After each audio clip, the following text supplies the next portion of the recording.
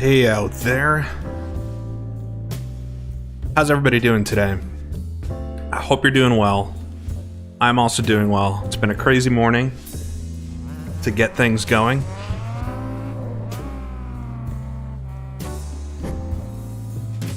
But we're here for round number 2 of the historic road racing championship.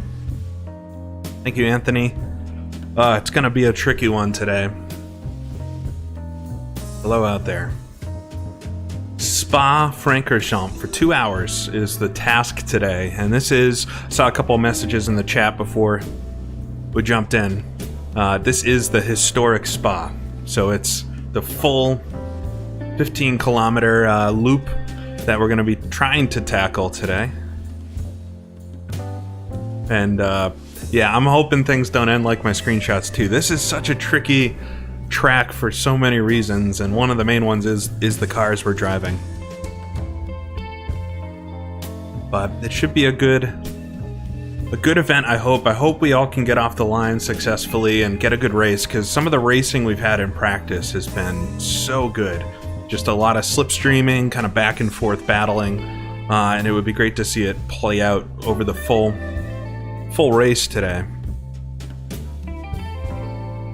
But I don't know. It's been really hard to complete a full stint in practice, whether that's because other cars crashing, or there being hay bales in the track, or just my own mistakes. I'm not as confident in this one as I was at Longford, for sure. If you were here last time, I'll jump into the race server and everything. If you were here last time, it was at Longford, the round 1, and somehow I won the race, which was... I really didn't expect to win, but a couple things went my way during the race with folks retiring and just strategy and stuff. So I'm currently leading the points championship. You can see the points and everything in the description of the video. I've got a link to those. And in the lead, but it's early times yet. Round 1 of 6. And we've got some drop races this season. So there's plenty of time for other folks to make a charge. But I think today, you know, once again, kind of like we did at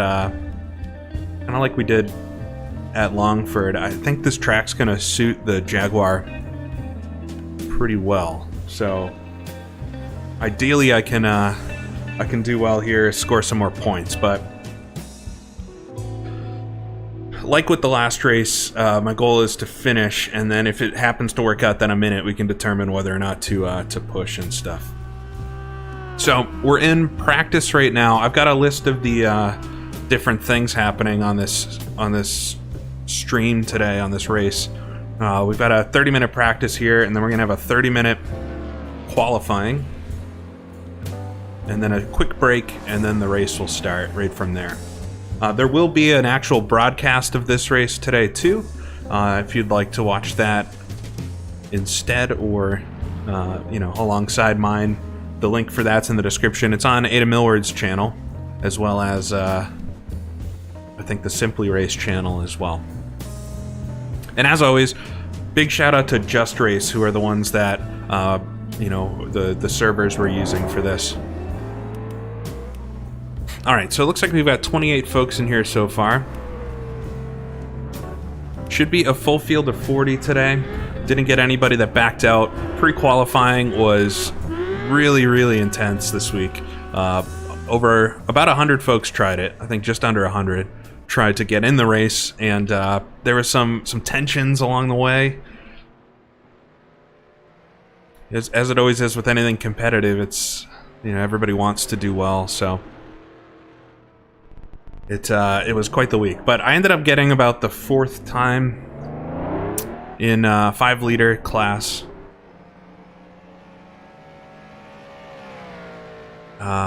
Seems like we've already got some shunting. So I'm going to go out here and do a couple quick laps of practice and make sure everything looks and sounds good. As always, y'all let me know if something sounds bad. It'll be hard to change once we're in the race itself. I've got a couple additions for this race too. I've got a new relative box, which will hopefully aid in understanding what's actually happening during the race.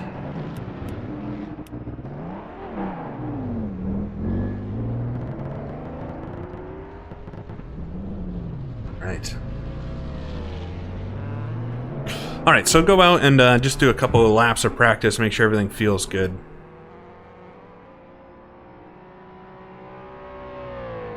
Just a couple things here on my dash. So Spa is such a crazy track. It's I'll move that down a little bit. Spa is such a crazy track. I mean, it's one of the big issues we'll have here is with the Jag itself. Jump out of the pits here and try to do a couple laps. The Jag, you have to be using the throttle to make it steer. And so sometimes if you get into a corner too fast, you can't simply just get off the throttle. Try to jump out onto the track here. Here we go. You can't just jump off the throttle like you would in a normal car and then slow the car down and turn. You know, there's a lot of times where you're just headed for the barrier at that point. We'll come up. I got Charles behind me.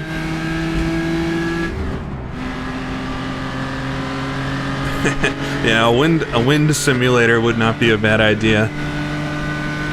I do have a fan on me today. It's going to be a hot one, I think. Alright, come in and slow down here. I got Charles behind me. Charles was the quickest, or the driver known as Charles. He was the quickest in pre-qualifying. I think just about a second quicker than I was, which is wild. He missed the first race at Longford. We're coming to Burnenville. This is one of the scary corners on the track, in my opinion. It's just easy to go a little too fast and understeer straight off. And there's a nice house here on the left side, staring right back at you.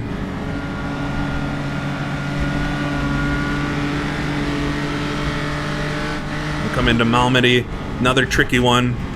That fence on the left side will end your race instantly if you hit it.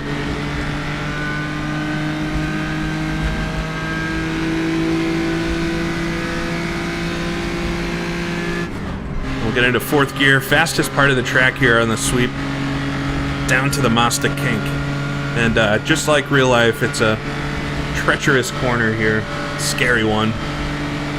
I'll have to brake just after the 200 marker, but Charles picking up a lot of me there. I can't bank on that marker being there the whole race because it could be moved by somebody. Sweep out to the curbing there.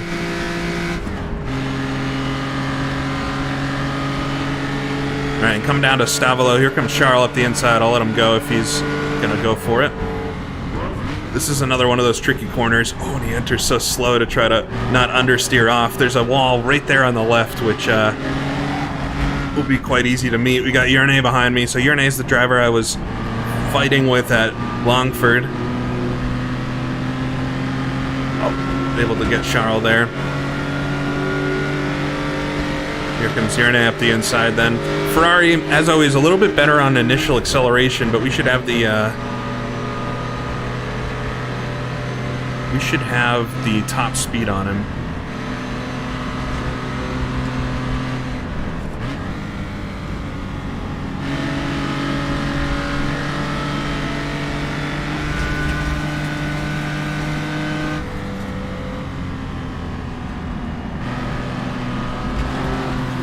The double right-handers there. Now head to Blanchimont.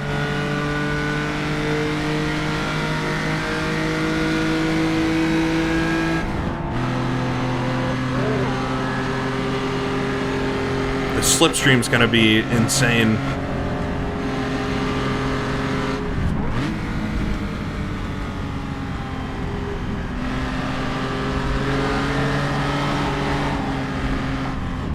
And Blanchimont itself, second gear for the Jag.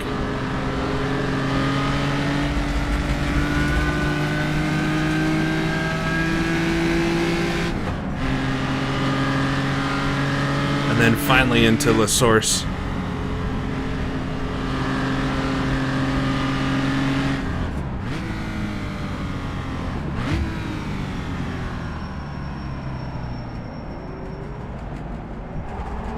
right, come around. It's gonna be easy to outbrake myself there.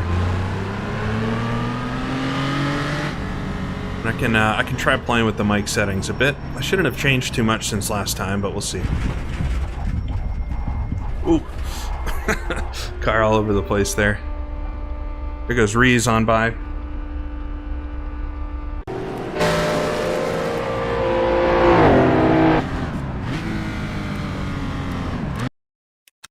All right. I can try to fix the mic. Hey. All right.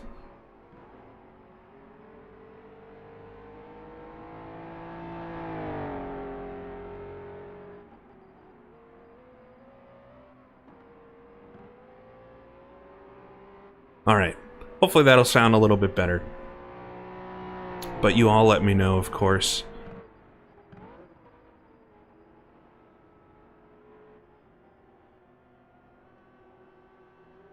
So yeah, goal today is simply going to be to survive. If I can actually make it to the end of the race, I think I have a decent shot at scoring some points.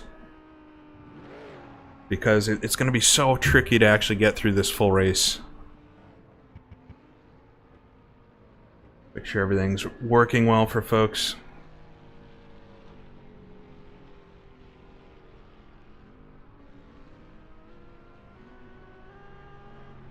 All right, go out and I should probably practice a pit stop. I'll do a low fuel pit in. Actually, I needed to fix this anyway.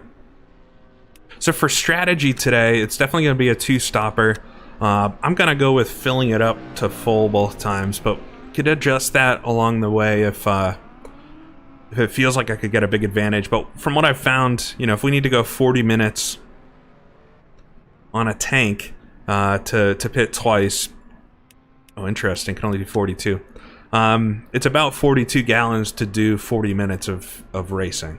So I don't think, you know, adding a couple more gallons is really going to change anything, and then I know for sure I'll be safe. But I'll fill this up just so we have it good.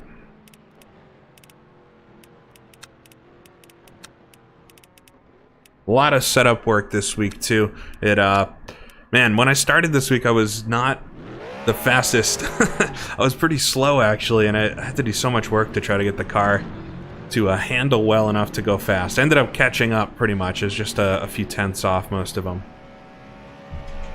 But not as straightforward as it was at Longford, for me at least. Alright, so I'm going to do a quick lap on low fuel and pit in and make sure all that looks good. Awesome, glad the sound is fixed.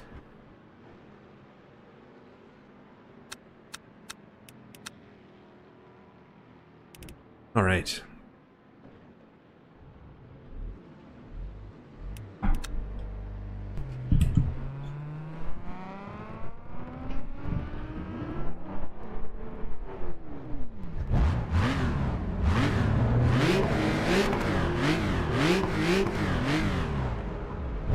Alright.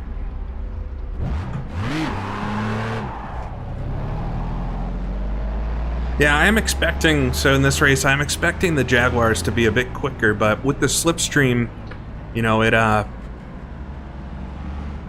may be possible for the Ferraris to hold on to us.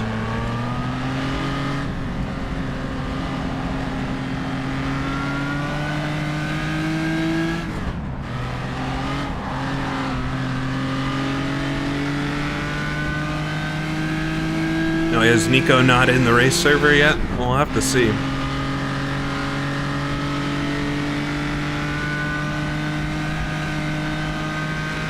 Hopefully he joins up, because he's going to be one of the main competition for this one.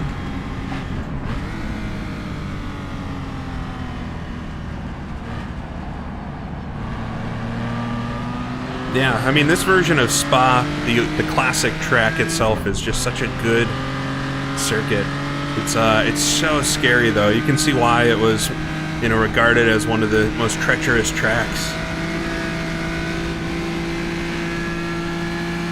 These cars are approximately the 1954 World Sports cars, but the physics themselves are done to be realistic. The modeling itself is a little bit fictitious. on purpose. They're somewhat of an adapted Cobra, but they all have features which make them stand out. But they're amazing to drive. I've done a couple videos on this, and of course the racing with this league, and some of the best feeling cars in sim racing, in my opinion, especially for historic stuff. But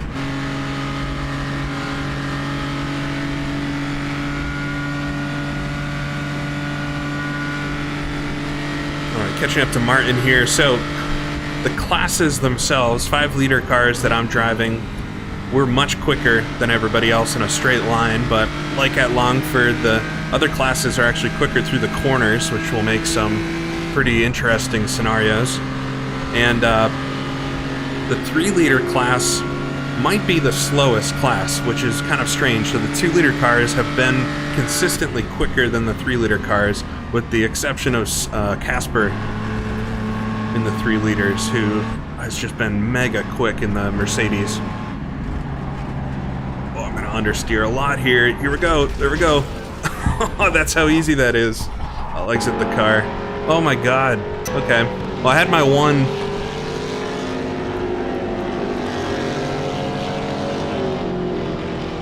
I've had my one incident already.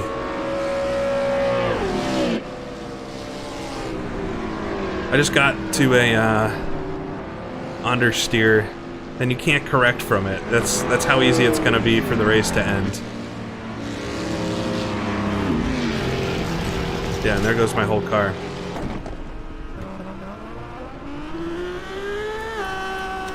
This is true, Lions. It is somewhat the Maserati Cup. Okay, I do need to practice a pit stop.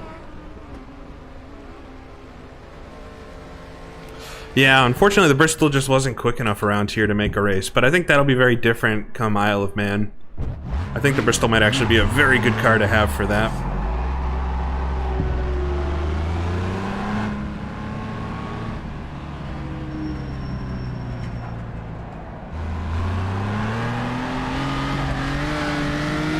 We got some cars sliding up Eau Rouge, Radillon.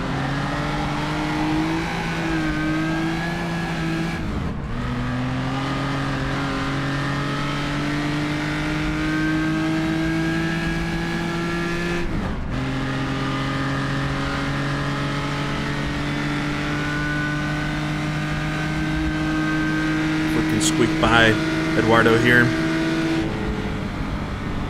Yeah, it was very... I mean, it was in the same spot as Sardi's accident in Grand Prix, so I guess that's pretty accurate. You can tell... I mean, obviously they would absolutely have used it, but you can tell the developers, when they built this track, were watching Grand Prix quite a lot, because there's a lot of things that just are exactly like they were in the movie. The placement of certain objects and things that maybe could have moved. Eduardo behind me just did a nice, wow, did a huge jump there.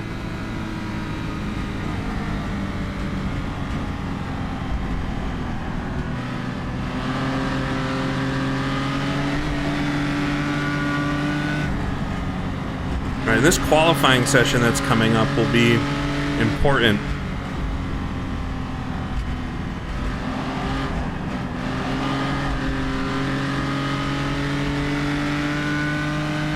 Be really important to at least be in front of all the 2- and 3-liter cars.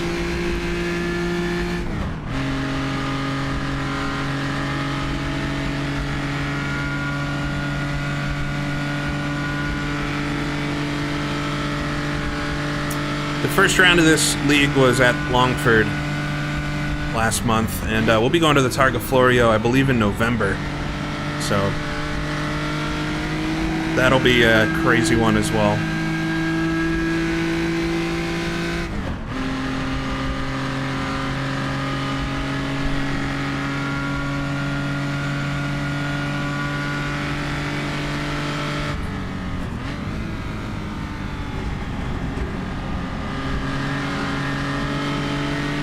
Alright, we'll come in, try to do this much better this time.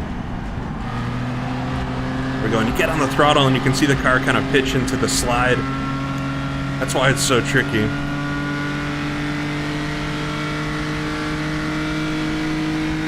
Well, if you missed Longford, I do have some highlights of it on the channel, as well as the full stream and everything. But it was a successful race for myself.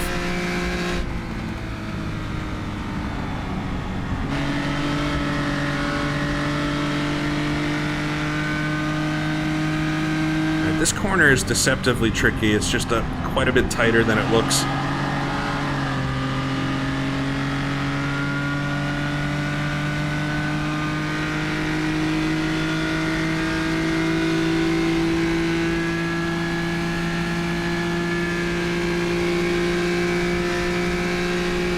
Catch him coming up to Blanchimont, but it's not really a place to pass.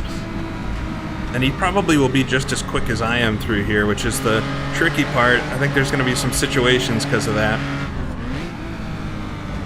Oh, he locked up the left front there. I ran a little bit wide.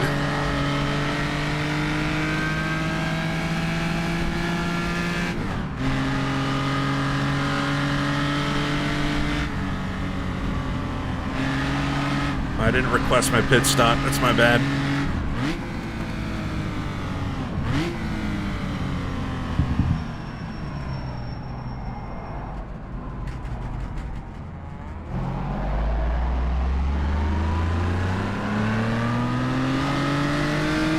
Alright, we'll come into the pits. You have to enter before the yellow line, and if you cross it, it'll cancel your stop. Here's my stall, and it's hard to stop on the downhill. Oh, I'm gonna slide past it. Oh, I just got it there. Probably added a couple seconds to my stop. All right. So, able to make it around a pit at least. I think I'm gonna qualify on pretty much full fuel. I will reduce.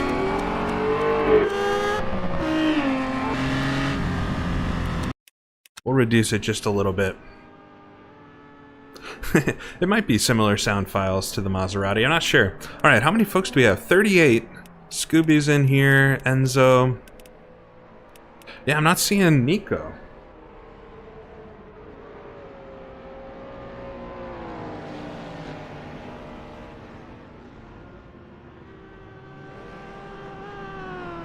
Hopefully Nico does make it, because he's one of the quickest. I think third quick, maybe second quick overall. Alright, we got 4 minutes here till the qualifying begins, and I'm gonna go out and just try to do laps. I think it's important just to try to get a solid lap in for this. Nico's playing Motorsport Manager? Oh man. Well, hopefully he makes it. Yeah, I'm just gonna try to do as many laps as I can in 30 minutes so that something counts and gets me a good time. Also get me in the right mode for the race. I'm gonna have to drive like under my pace quite a lot to make sure that I make the full race, but I'm hoping that that type of strategy is gonna pay off. And although Yerne and Charles and them might be quicker than me at the start, if they can't finish the race, then that could be an easy way to win. Well, in each class, so we've got 3 classes here. What's the quickest car in the league?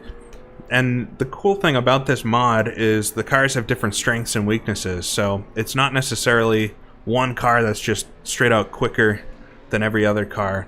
They have different strengths. So like the Jag is probably the quickest in a straight line, and it does brake quite well because it has discs. But it accelerates not as good as the Ferrari, and so if the track has a lot of acceleration and not necessarily high speed, the Ferrari would probably do better. When we did the race, we did a preseason test race at Rouen, and the Ferrari won, and I think it was generally a bit quicker overall. So in the other classes, the 3-liter class is the most interesting, I think. You've got 3 different cars here. We've got a Gordini, a Mercedes, and the Aston Martin. And the Gordini and Mercedes are pretty close, although Mercedes is definitely quicker in a straight line. And then in the 2-liter class, it's the Maserati Cup for this one. Everybody who qualified is in a Maserati. We had a couple Bristols in the last race. But all right, 2.5 minutes to go here. Yarnay did the quickest practice time here.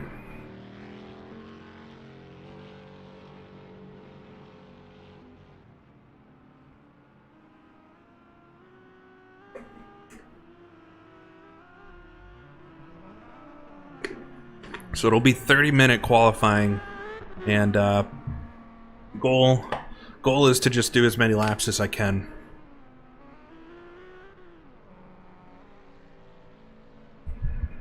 Appreciate folks joining today. I already got a big crowd, a lot of folks in here. The broadcast should start, I believe, in about 20 minutes, and I've got a link to that in the description of the video, in the description of the stream.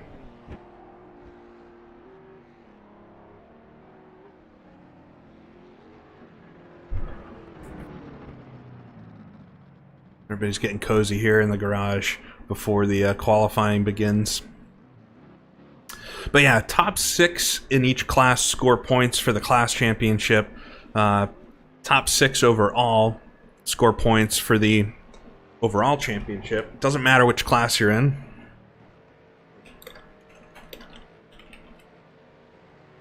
Just make myself an admin here real quick. And we have a few different championships too. We've got a hot lapping championship, which takes top spots from pre-qualifying and top spots from the actual qualifying to do some kind of fun championship, which will be interesting. We also have a manufacturers championship, which is only for overall, but we've got 3 cars in that so far. We've got the 3 manufacturers. We've got the Jag in there, we've got Ferrari, and we've got Gordini. Rujatsu in the Gordini was able to score overall points in the first round, which that'll be a if you can keep that up, that'd be amazing to have some additional classes participate in that. All right, so we'll be jumping into qualifying here. Might just try to sneak out of the pits ASAP.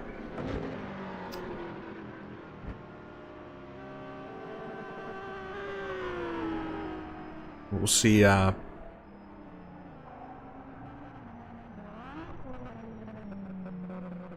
see how we do.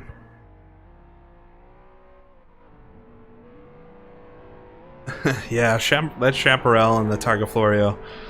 That was impressive. That was so much fun, though.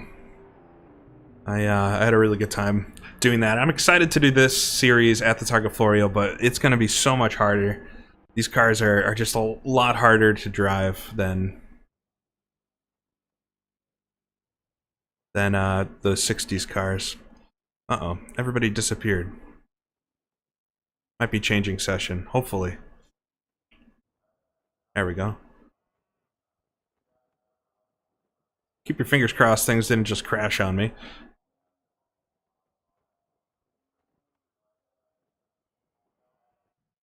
Ugh.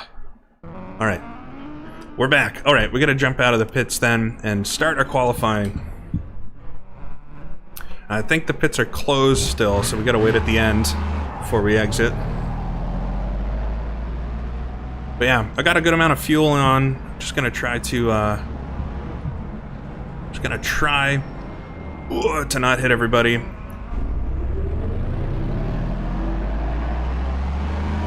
It's a full packed field trying to head up Eau Rouge. I guess this is good practice for the race somewhat. Everybody's got the same idea. We need to get out. I mean, the out lap here is over 4 minutes long, so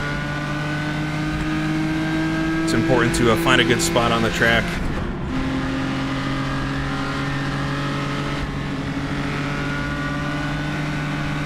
Past Jake Britton there. Jake's been very quick in the 2-liter class. Everybody in here is actually very quick. Just because of the qualifying format, you have to be quite good to get into the race, and a little bit of luck as well.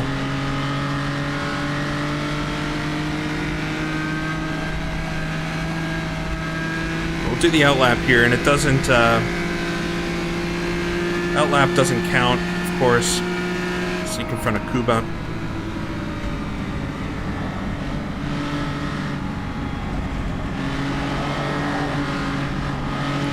Vernonville here is, man, it's a treacherous section.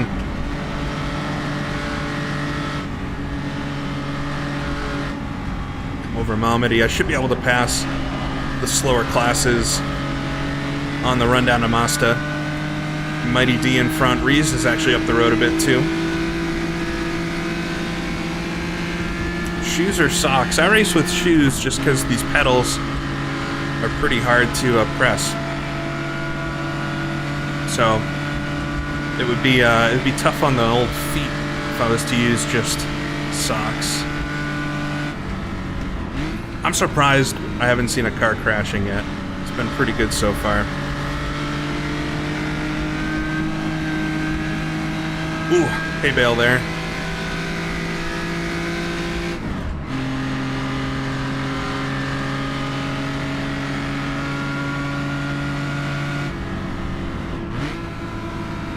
All right, we'll follow Reese through here.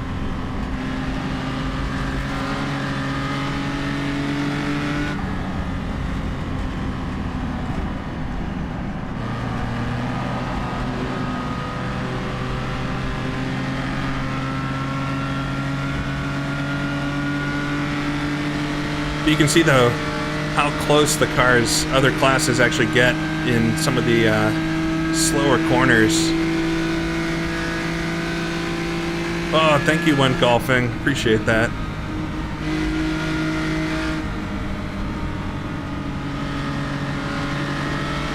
Yeah, I think any type of shoe that can support your foot a bit is good for pedals. But yeah, doing it like barefoot or with socks would be tough on these. I used to do socks when I used, you know, G27 pedals and stuff. Alright, try to hop Reese here before the end of the lap.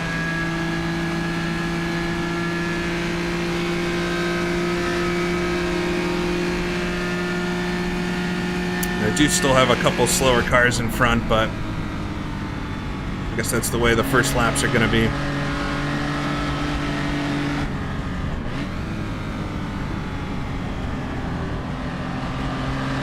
It should be pretty easy to get a quicker lap than the 2 and 3 liter cars, so that's my main goal.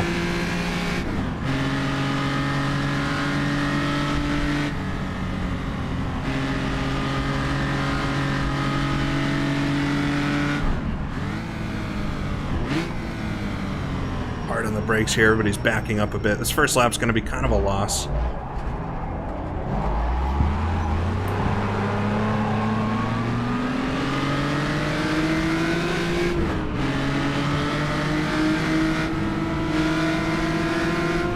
Yeah, just not going to be able to hop him safely before Eau Rouge.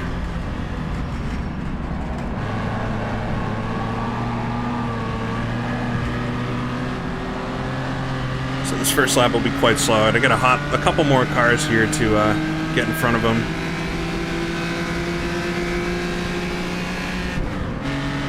Casper and Ascari here.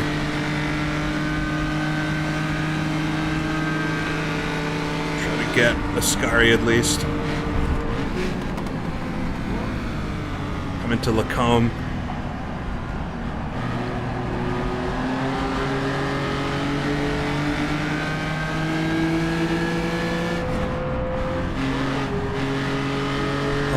I'll let him take the line through here. We'll try to get him before Vernonville.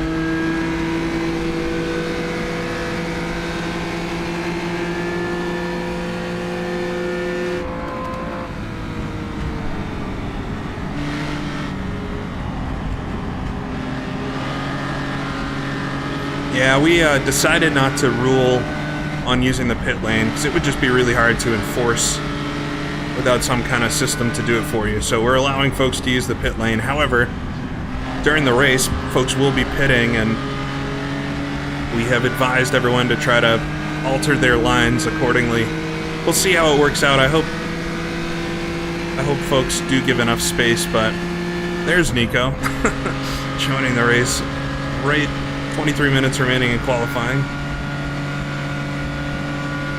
But yeah, it'd be way too hard to enforce folks to not use the pit lane, because it is quicker. So makes the front stretch too a little bit wider, which can help.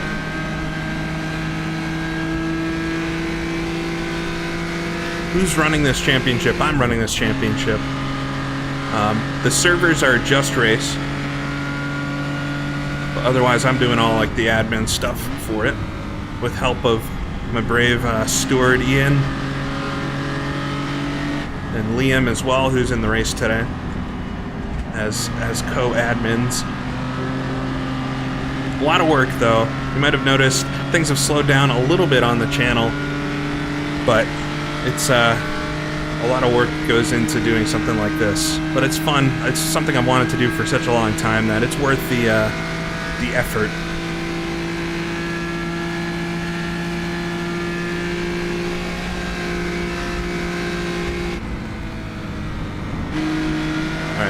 So this lap's going to be pretty slow, but it might be quick enough to get me in front of the slower cars at least, which is good.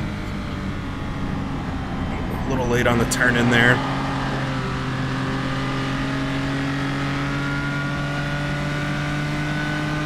I got Jackson in front of me. I had a great duel with him in practice the other day.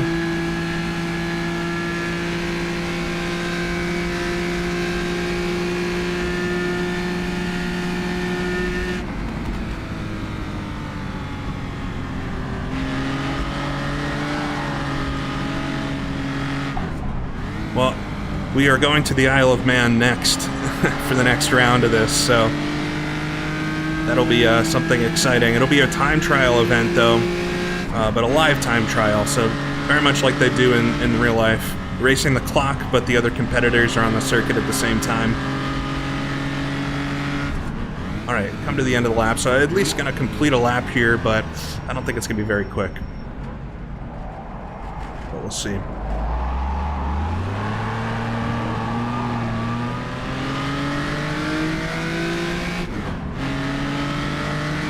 Flag, probably some cars exiting the garage. Hopefully we can skate through. Oh, Jackson with a huge lockup down into Eau Rouge. So 4:12, that's not that bad. It's a couple seconds off the pace we were doing in pre-quali, but that should be enough to get me up in the 3 liters. Or the 5 liters. I don't remember what class I'm in.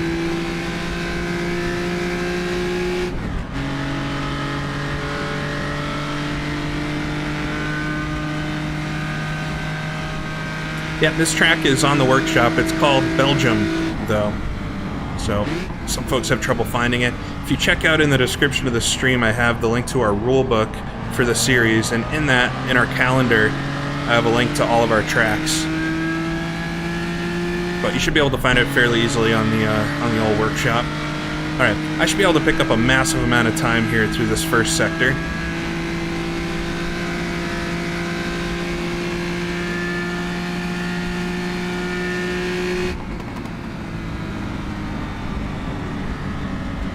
Try to settle it. Need to wait for the road to really curve before I jump on the accelerator here.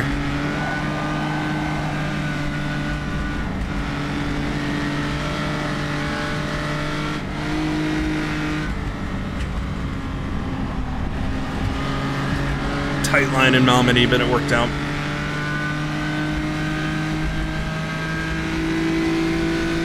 Yeah, Ian, do you know who didn't show up? I saw Nico has jumped on, but there's still one, right? Alright, I'm a second, 1.2 seconds up on my my last lap so far.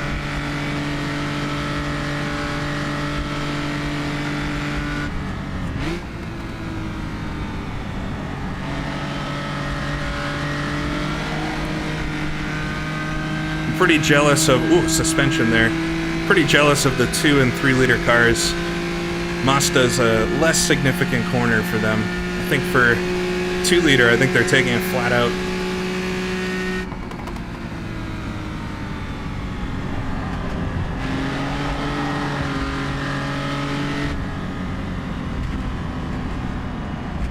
Yeah, there's no mistakes around this track. It's so high speed.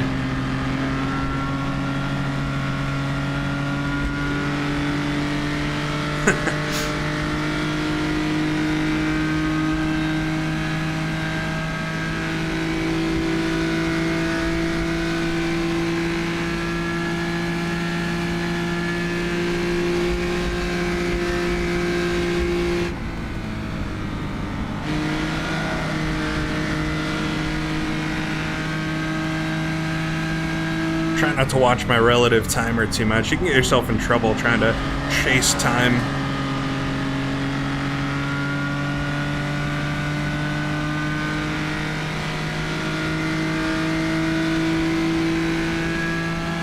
Alright, Jackson in front. I don't think he's quite close enough to be giving me a slipstream, but we'll hopefully benefit from it a little bit. It's not going to impede me either. So.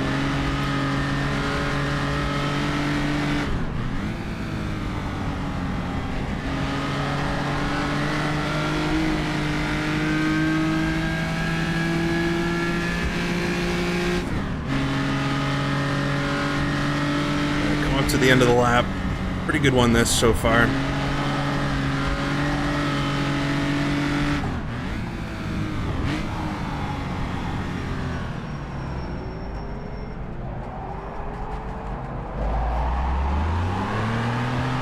Big slide coming out of the source.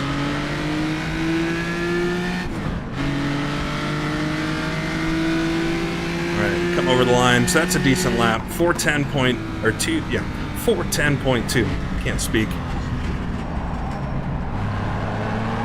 Just keep on it, but yeah, I'm in third right now, which is good. If you're curious on the relative timer, the position on the left, it's a bit confusing for me because it's both 3, but the left number 3 is overall position, the right number 3 is class position.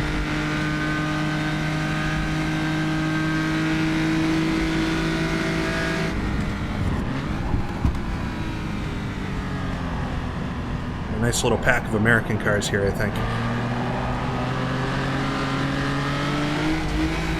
Whoa.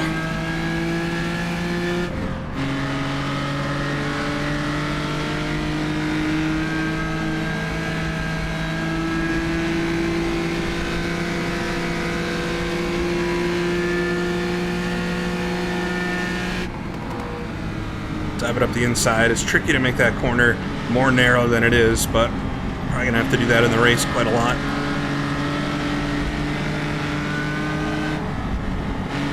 Yeah, it's tough to not think of the movie Grand Prix when you're racing around this version of this track. It's very... you can definitely tell they used that as inspiration.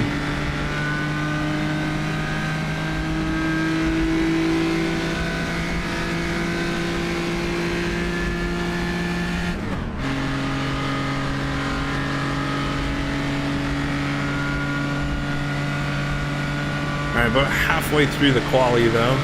I think the track's gonna pick up some time, so I think I need to stay out.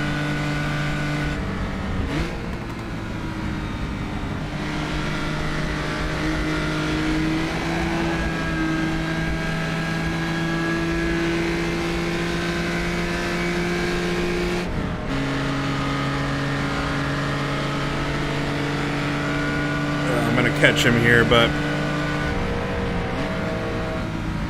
that would be an ill-advised passing spot into Hollowell. It's one of the biggest potential crash zones on the circuit, I feel like. We'll get him out here out of Stavolo then.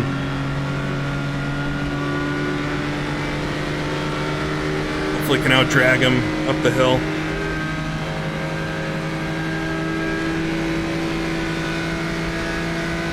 Yeah, in general, when you're seeing cars on the track too, the 100 numbered cars are my class, 5 liters.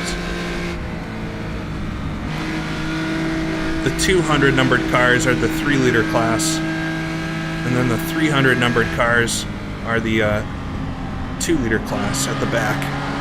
So it's kind of fastest to slowest. You will see there should be one 500 numbered car. And that's a 3 liter car. We ran out of numbers. We've had over 100 cars enter one class, so we'll probably see more of that as the season goes, hopefully. I think we have our first 500. Whoa, I'm gonna run wide here. That's okay. Just make it a nice rounded corner. Oh, scary moments. Luckily, somebody already took out the posts, the sign there.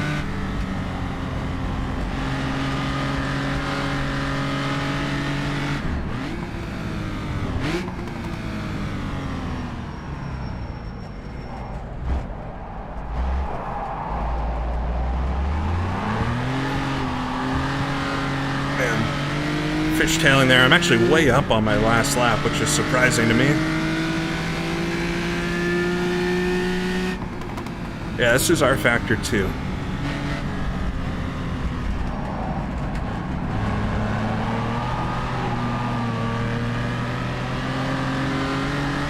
Track feels pretty gripped up at the moment. Oh, I'm second. 409.5. Not too bad.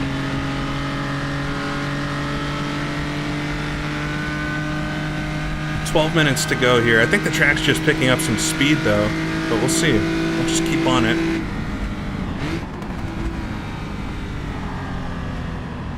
The broadcast on Aidan's channel should be kicking off here any minute now if you want to watch that as well.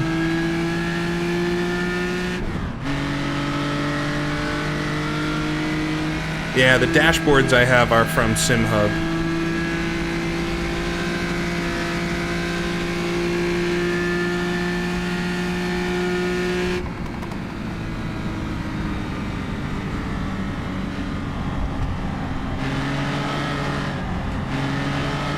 On the throttle slightly too early there.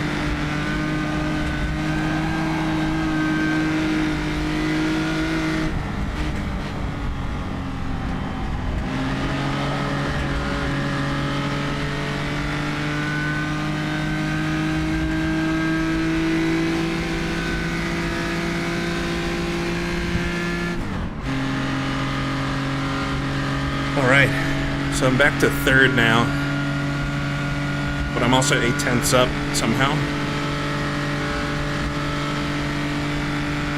See if I can put the end of the lap together here.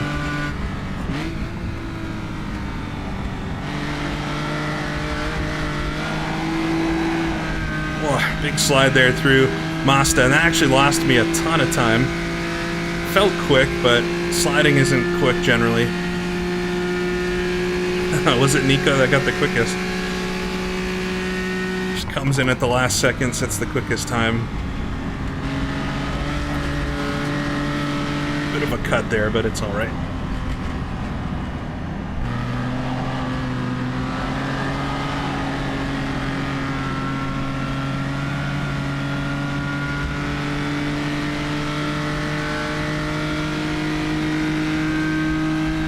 Kenzo, if you want a pit board for SimHub, we actually had somebody in my community make one, red.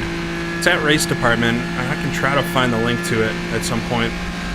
But yeah, it already exists. Tells you your info when you pass the pits, and that's it.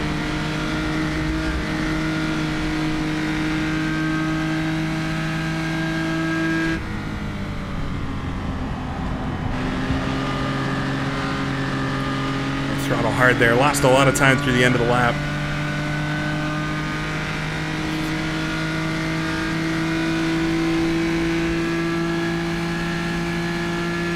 Charles said he has a time that didn't count.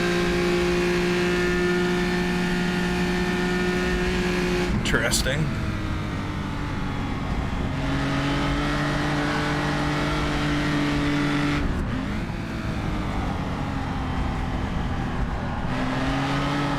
Whoa, right to the edge. Lost a bunch of time there.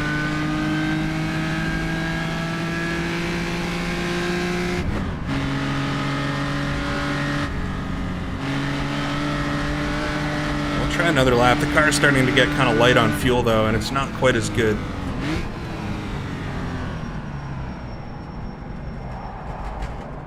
I'm not sure why a lap wouldn't have counted unless it was maybe a cut somewhere, but I don't know. Ugh, picking up time out of the source. Alright, so this will be quicker.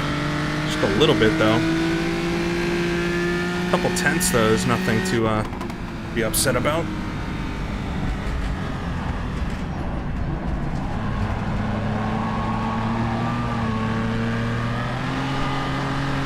Slide up through Radion, onto the grass. Ruin the lap before it gets started here.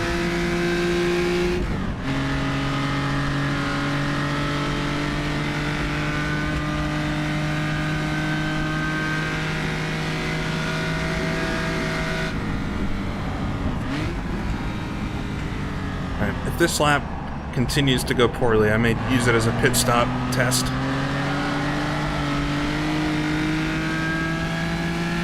Pretty happy with a 409.2.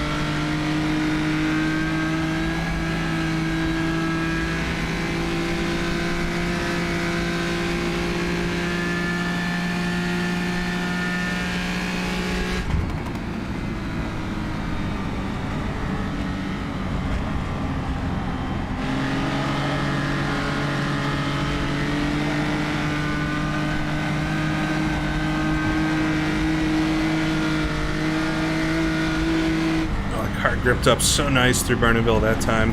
Oh, and I'm gonna understeer here. Yeah. Oh man, have to exit. Alright, that's pushing a bit. That's weird that Charles' lap didn't count.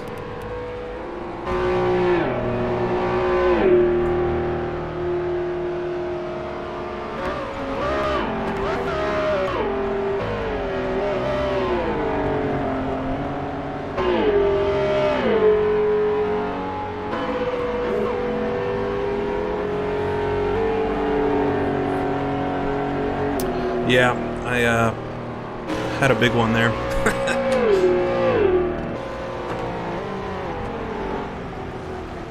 Alright, I'm going to take a quick break before things get serious here in a second, but I think that's going to be my qualifying 409.2. But I will do this, and I'll be back here in just a minute.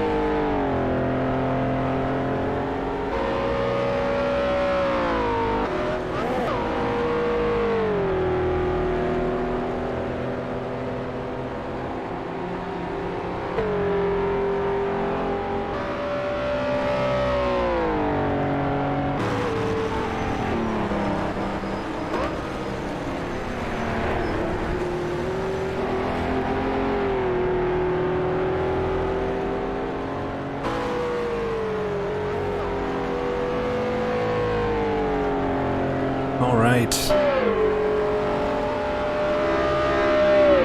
Come watch Charles try to pull a lap time out of this.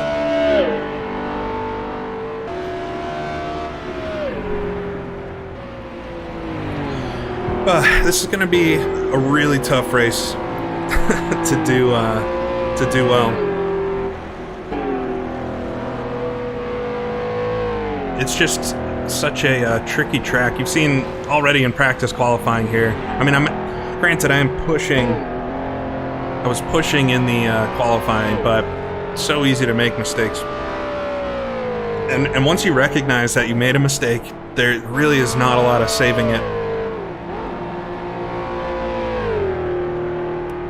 Jump out here. So Nico's up front with a 408.4.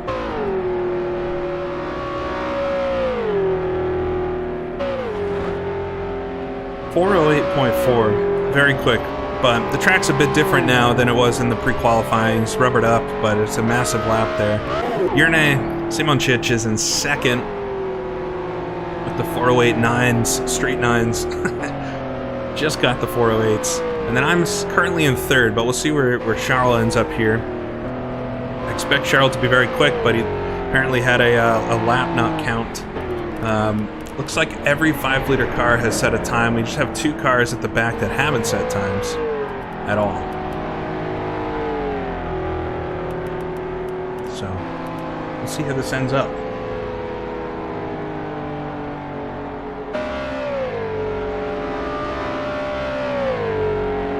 Yeah, R Factor redid their UI for like the second time a little while back, and it's still by far not my favorite UI in any sim, but it's much better than it was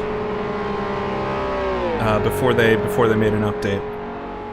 It's just kind of slow though, which is annoying in places. But all right, it looks like Charles is actually catching some traffic. He's flashing the lights. They're probably on laps too, though. He's going to catch him at a really bad time here. There he goes, up the inside, just before Blanchimont.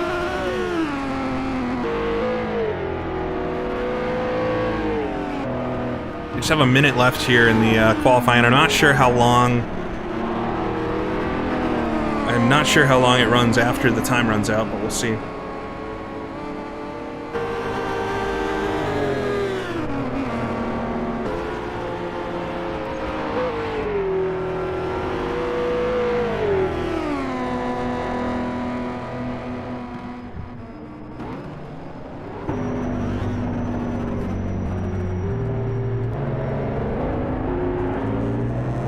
So this race, 2-hour race, stints need to be about 40 minutes. And I'm going to try to pit about 40 minutes for each stint. And we'll see how it goes. There goes Charles up to the top. So Charles does get his lap in, 408.3. Oh, and Nico turned a quicker time and won me. So I'm actually back to 5th now. Maybe shouldn't have sat out the last couple minutes of qualifying here.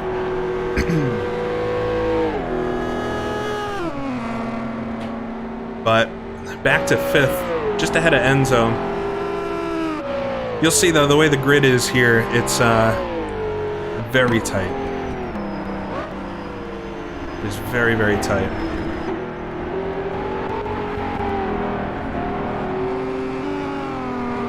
It's all going to be about getting clean. I really hope we can have a clean start to this.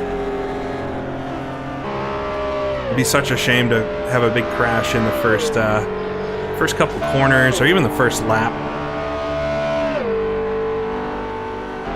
But just with how tricky this circuit is, how many cars we have on it, it's a tall order. Oh, there goes Charles. Yeah, understeer right off.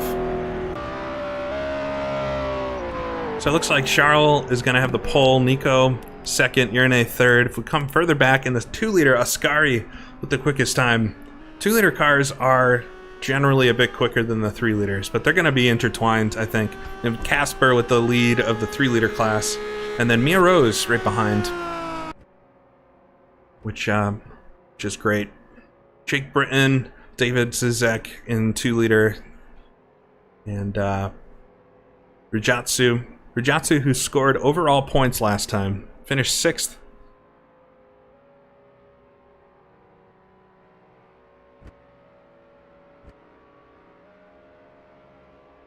So, goal number 1 is to make the 2 hours. And then kind of see where things are. And if it feels like if I push a little bit, I could gain a spot, then I will do that. But need to prioritize just making it through the race today.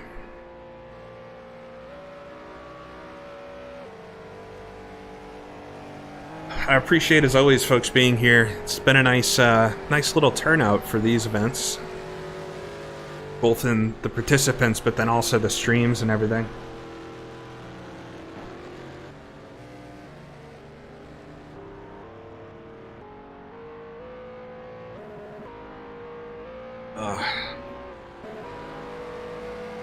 Calm before the storm, quite literally.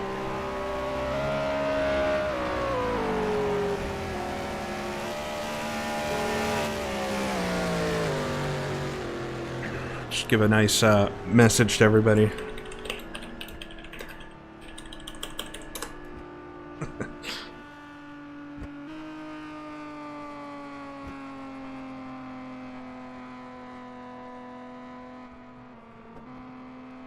Should get the session change here in just a minute. I think we added some time to the session change so that if folks were on a lap, they could finish that lap. Yeah, we've got folks from all over the world in this. A good amount of drivers, at least 2 or 3, if not more, drivers in Australia for this one. And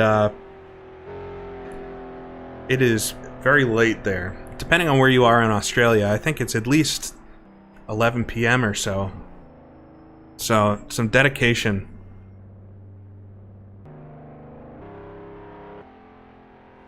Yeah. Oh, Nico got the pole. All right. Nico. Oh, Mobucks, thank you. Good luck. I'm definitely going to need it. Definitely going to need the luck in this one. But it's also about what situations you put yourself in. And so I got to be smart. I got to just try to get into a groove. Feeling pretty scattered this morning. So need to try to focus in and just get a nice pace going. Get through the first stint, really. And see where we're at. All right. Track is set. 3-minute warm-up. That's right. I was just about ready to go grid. We've got 3 minutes of warm-up time to let folks just get ready for the race.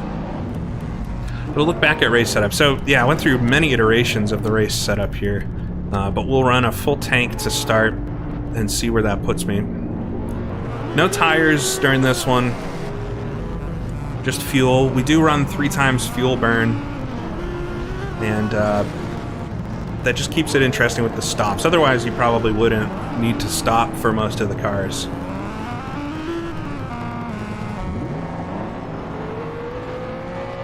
Yeah, 10 p.m. I would guess in Perth. But yeah, I know Reese is on the west coast of Australia, so it's a bit better of a time for him. But it's still, that's very late. It would be late for me to do a 2-hour race. Uh-oh, Scooby's stuck.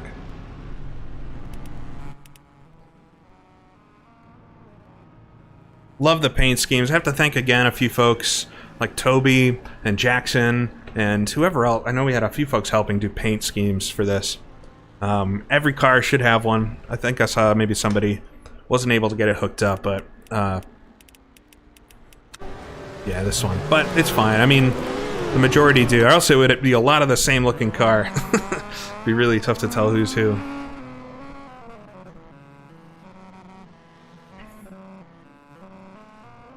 But here's my, if you haven't seen it before, this is my Jag.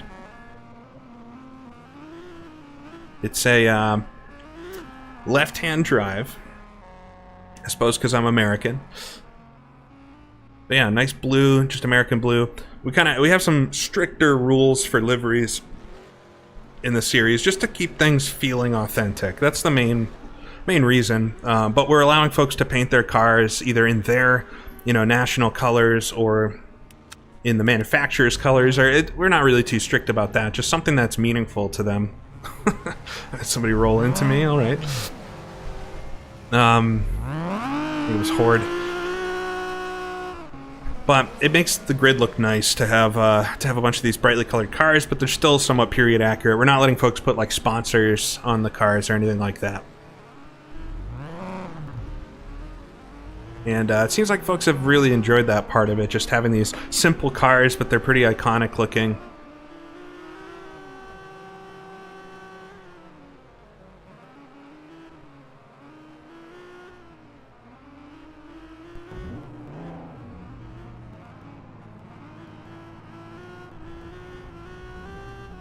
No Austin Healey's in the race.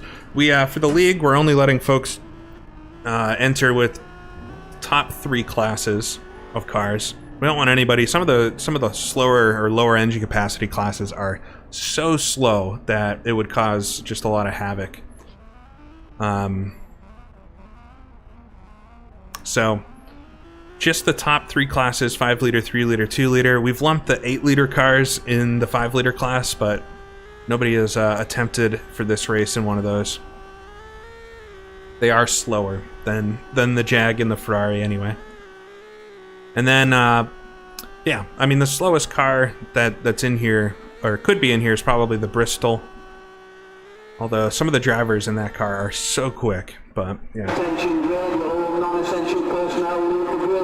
Alright, we got the super loud announcer. We should be gridding up here. And starting at this race is super tricky.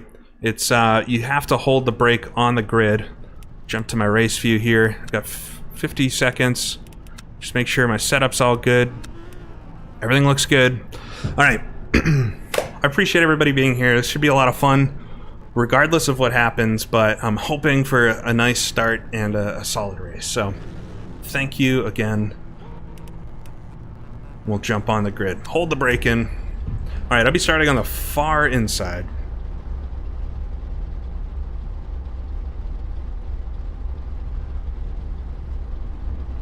Got Simonchich on the front row. Oh, he's rolling. I wonder if that's going to give somebody a penalty. You have to hold the brakes when you're on the grid here.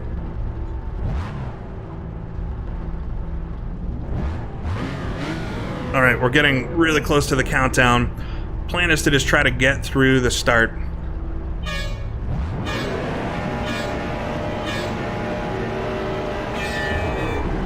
Oh, kind of stalled it on the line there. That's really bad. Oh no! What are we doing up front? That was Charles, spun to the inside. All right, we'll come down into Eau Rouge. Oh, Jackson spun out in front. I think he got hit. Oh man. I think that's exactly what we were fearing on the start. Alright, I got nudged into, but I think my wheel is straight. I'm so upset about that. We really told everybody to be extra careful, and we have folks spinning out and crash. I mean, I hope some of the back markers made it through. But that's so disappointing.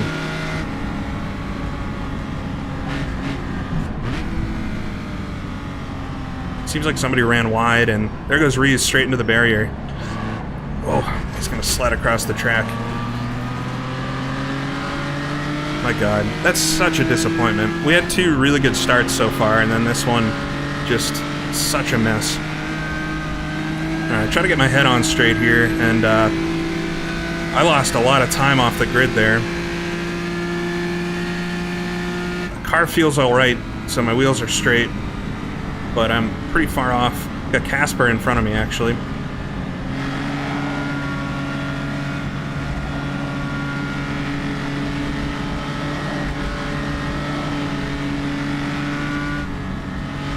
I mean, I hope somebody in the back got away from it, because it looks behind me. I just saw in my mirror briefly just a pile of cars.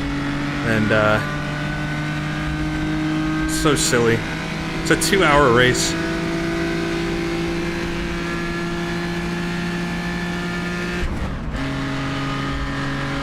Alright, up in 4th gear. I do feel like I'm steering to the left slightly. we'll see. Yeah, I'll just get on with my race. But as somebody who's organizing the league, it's so disappointing that we would spend the whole week qualifying and practicing, and then just have a massive pile up in the first corner.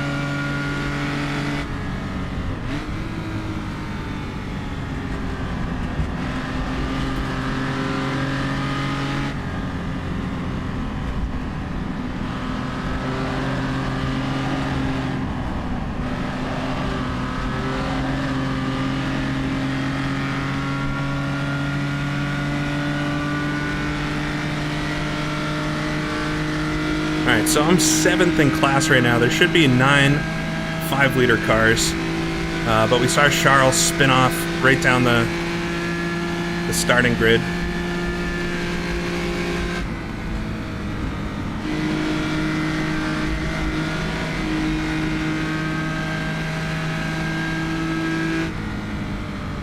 And Casper is so quick, but I'll get around him here, and I can see Scooby in front of him.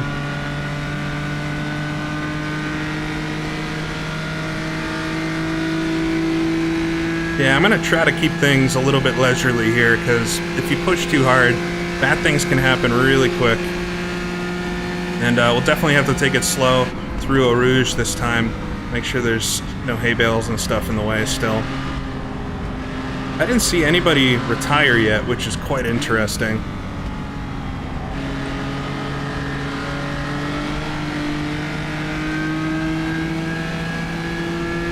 Definitely, like, Rees was missing a front tire, which, gutted for him. He made it through the melee, but Lacombe bit him.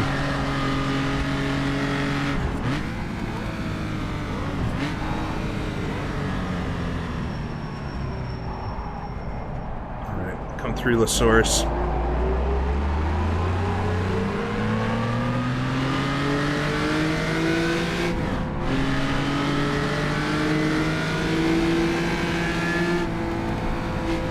Way behind Casper here through Eau Rouge. Try to get him before Lacombe, though.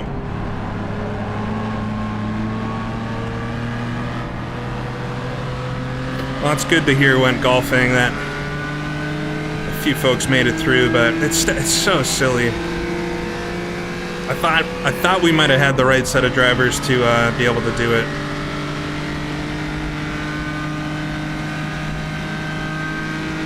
No, we pretty much will never restart a race unless there's a server issue where, you know, the server crashes and everybody's out. That's pretty much the only time we would restart something. If folks bottle it up, I mean, I didn't have a great start either. I was very slow off the line. I bogged down, but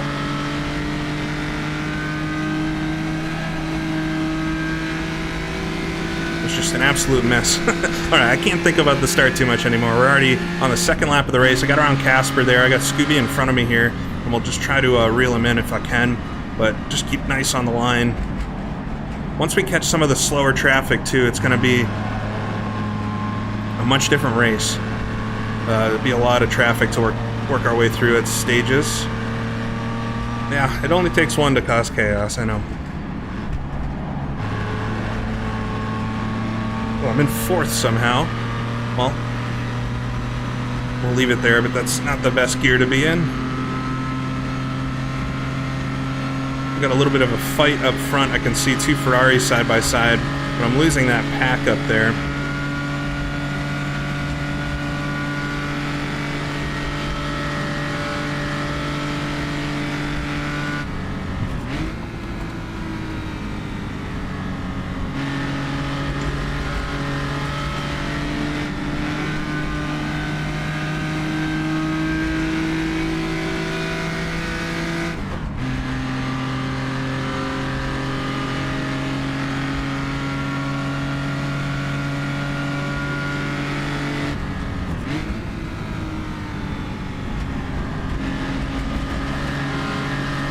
Driving pretty slow right now. I'm just trying to get into some sort of groove here. Yeah, not quite Spa. Well, we'll see what the results were.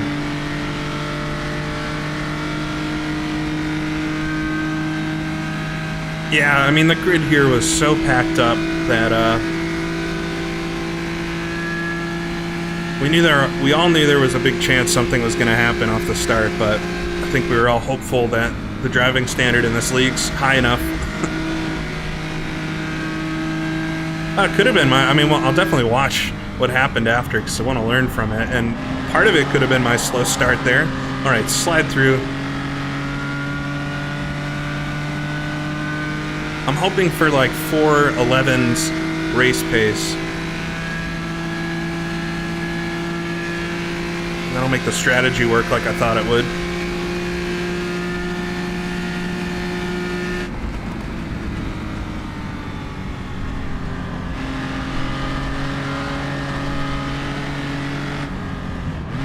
Slowly reeling in Scooby here.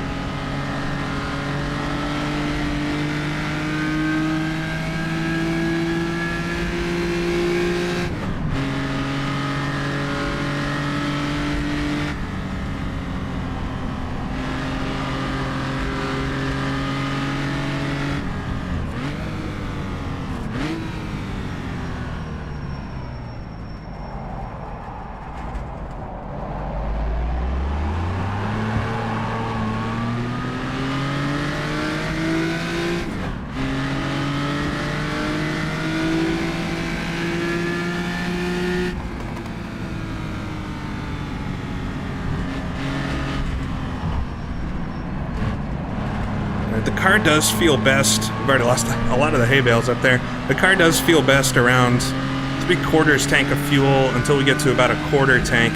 Then things get a bit harder to drive.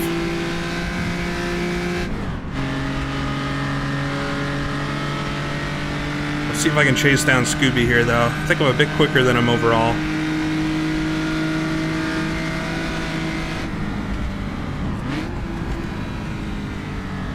But I'm right in the points right now, 6th.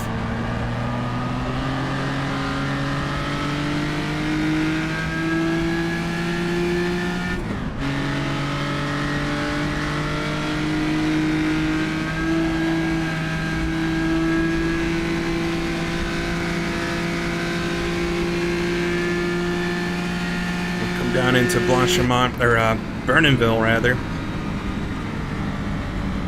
Just need to wait for that yellow line on the inside to really get on the throttle. I think Scooby ran a little bit wide there.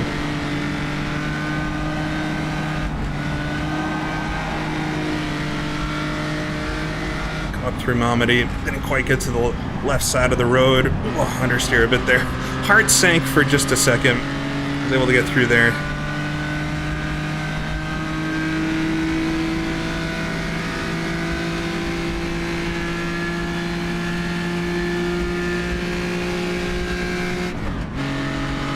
What I'm worried about, too, is that group up front is very quick, so they might pull each other along and really build out a huge lead here.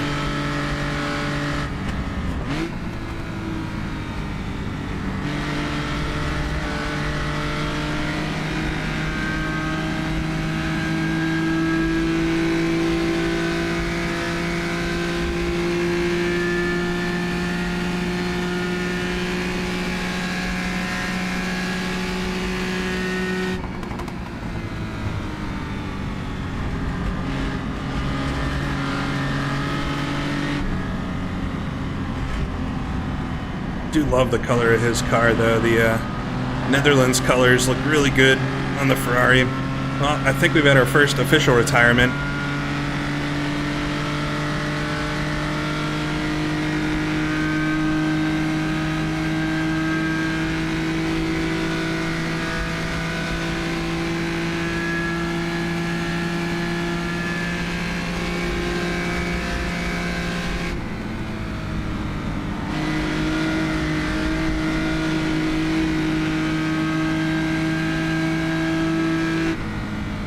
Pulling him in here through the end of the lap.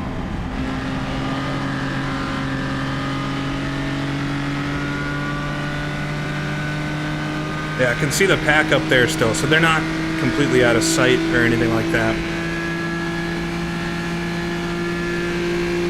We're at 3/4 full of fuel now.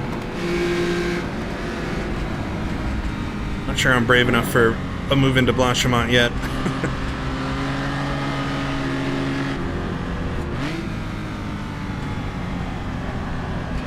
A little bit wide through Blanchimont itself.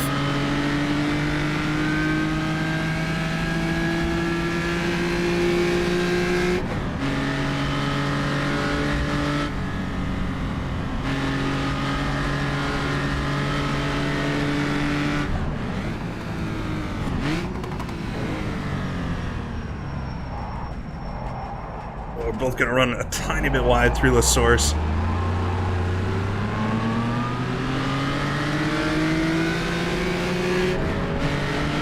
It's going to pull me on the acceleration initially.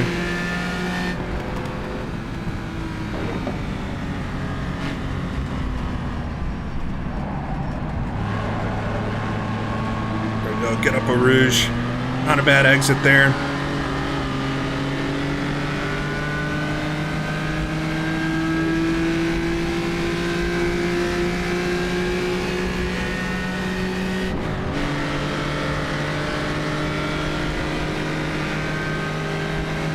David Sizek is out.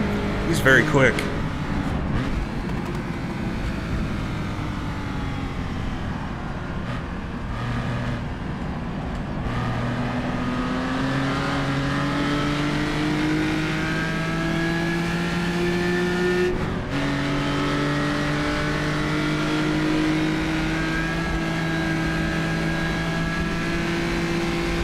Good run on Scooby here coming up to Burnenville, which is not a great place to pass, but have a nice run. Should get on the brakes here. Maybe could have made that work, but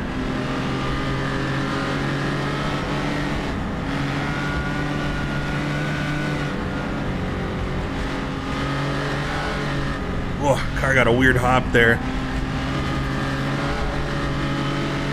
Alright, I'm gonna have a nice run down towards Mazda. Do not want to knock his bumper. There we go. Up the inside. Should have the top speed on him in the Jag. But he's going to slipstream me, so we'll see if the Ferrari can pull in the D-type slipstream.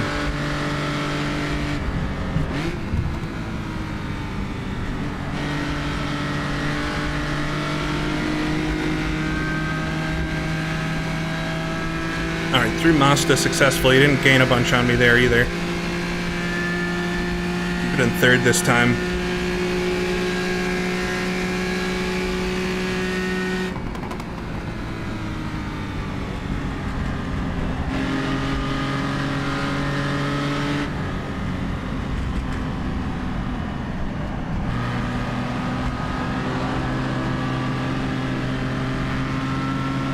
Alright. Through Stavolo.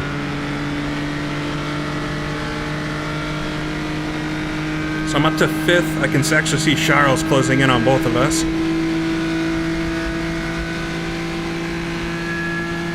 "15 minutes into the race.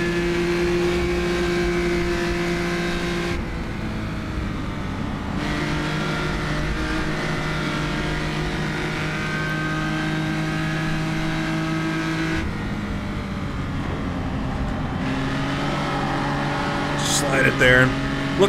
That looks impressive, but it's actually very slow to do that.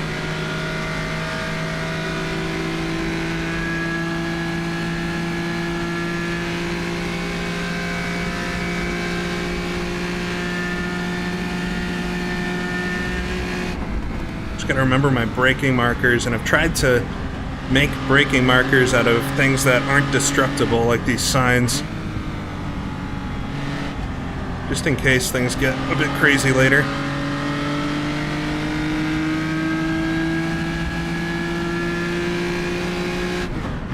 Oh, Tobias, that's one of the 5 liters.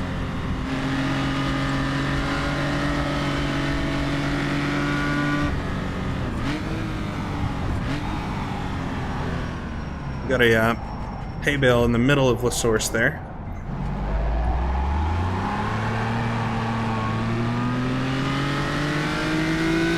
See the lead pack up there, so it's all 4 of them together. Got a car in the pits here, so Take it easy.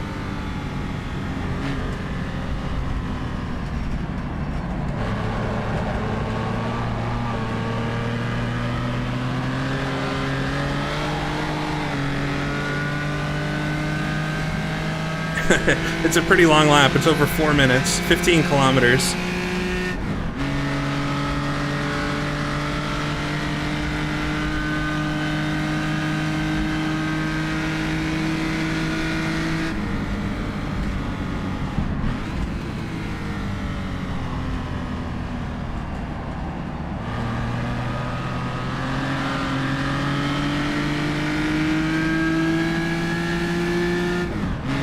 Yeah, knock on wood, it seems like once we've gotten through that calamity, things have calmed down a little bit, but we do have a lot of cars retiring suddenly. Austin's out as well.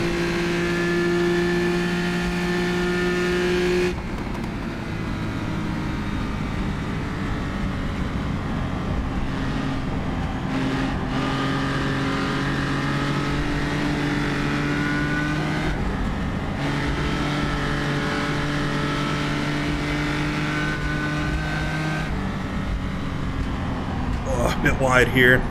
Pump the brakes to get it to turn. Man, I'm gonna scare myself through Malmedy like every single lap.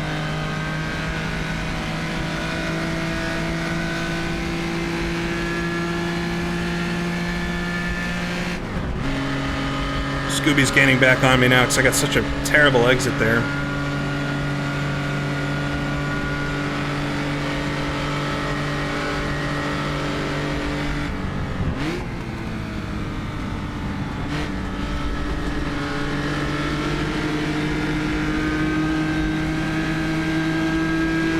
See Charles in our mirrors too, so I think he's going to be really quick and tricky to keep behind, but he might be a good one to slipstream off of.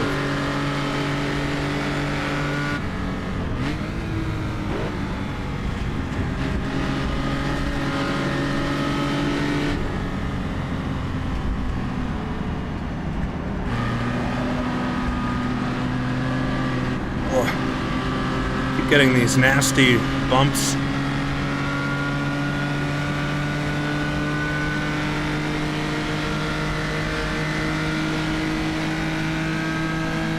Here comes Charles. I'm not going to fight him if he tries to get past, just because I know he's definitely quicker than I am, and I can use him.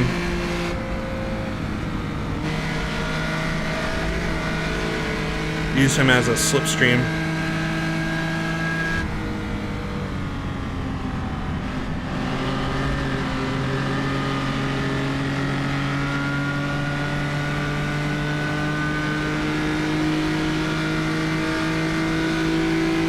Laps in. I have to loosen up a bit. It's gonna be tough to be this tense the whole race.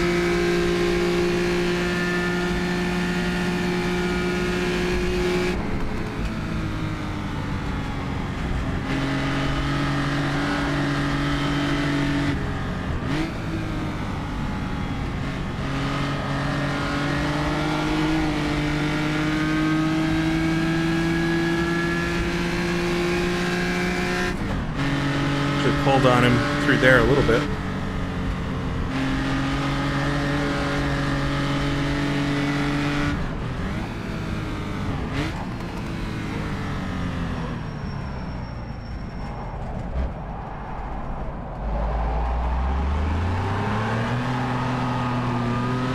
I think Nico's up into the lead now. I can see way up the road.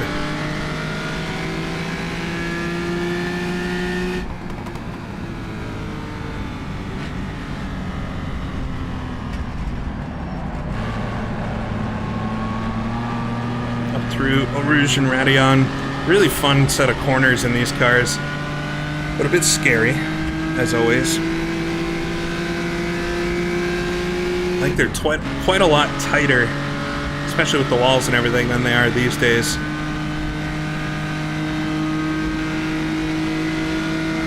But right up here, this is where the modern track goes down to the right, and we'll keep going to the left here through Lacombe.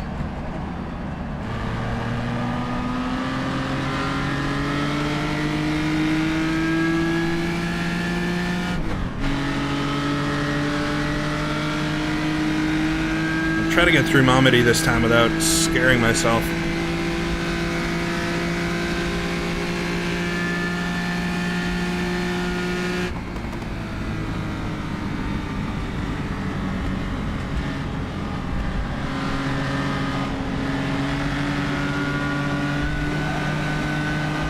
Pretty conservative through Burnhamville, but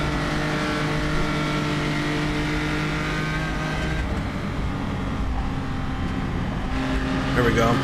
Finally, decent run through there, and you can see how much lap time I'm picking up. I don't know if you'll be able to see on the stream super well, but on the bottom of the screen I have a lot more statistics and things, which is just a little dashboard.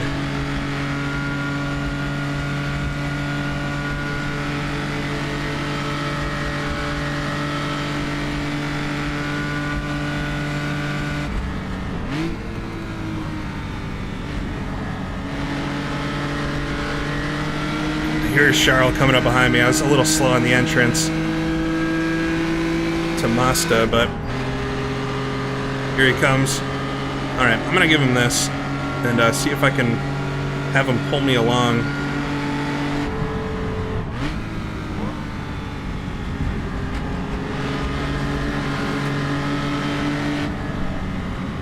So he's been able to recover from, I don't know what happened on the start with him. That was way before the big crash. Probably caused some of the chaos, but it seems like him and Nico made some contact.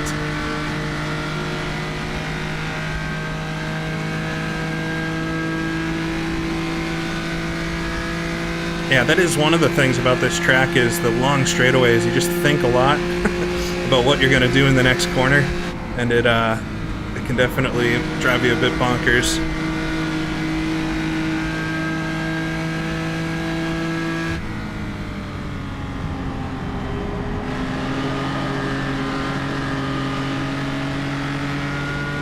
Hopefully I can stick with him. He's going to be really quick. Oh, Mighty D is out as well.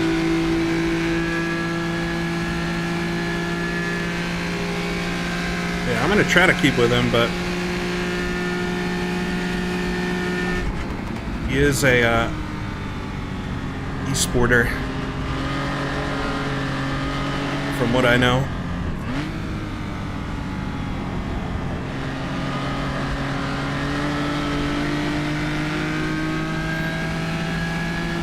The D-Type is one of the few cars in this race that has disc brakes, but I don't know the material. Oh! Did he hit the wall, or is that just a netcode thing? It scared me. He might have hit the wall there.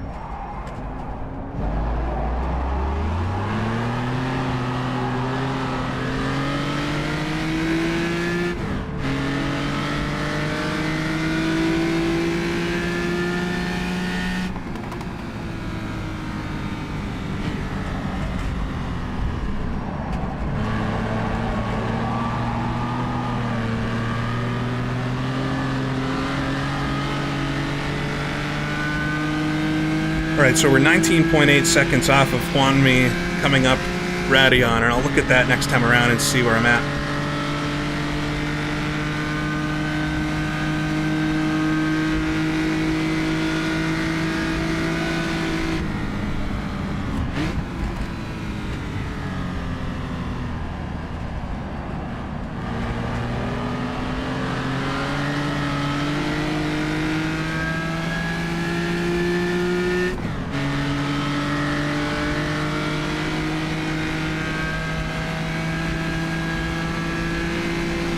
Pulling out just a little bit. I'm worried I'm going to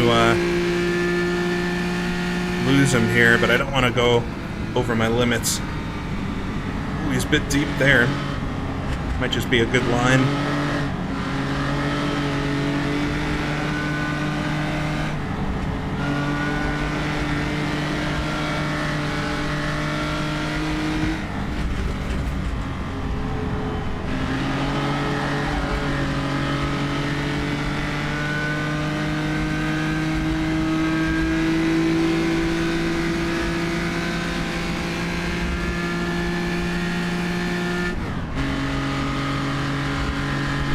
Catching up to Valentine of the 3-liter cars. I think maybe the end of the pack, so I might only have about 32 cars left out of the 39 who took the green.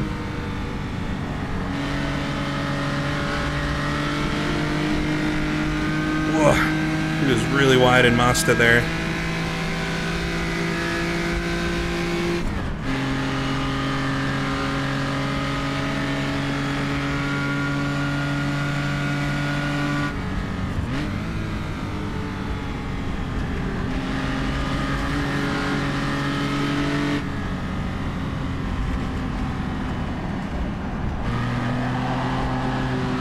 He's right against the outside of Stavolo there.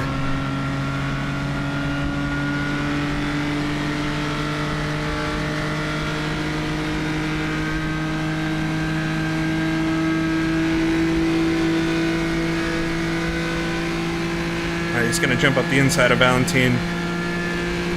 Valentin representing Bulgaria here, which is cool to see.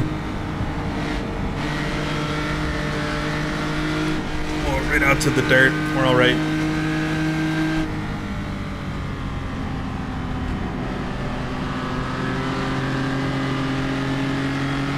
All right. Should be able to get around Valentin without issue here.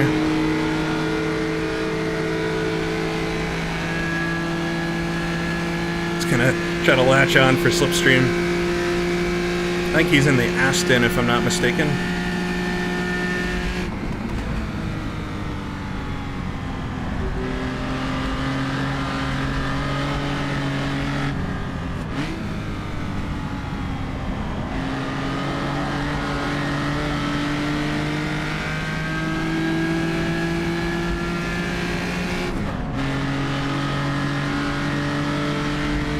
Some frame rate issues here a little bit. I wonder if we're catching a big pack of cars. I have a feeling there's going to be a huge pack of cars at some point. Lock up the brakes here into the source. We're good.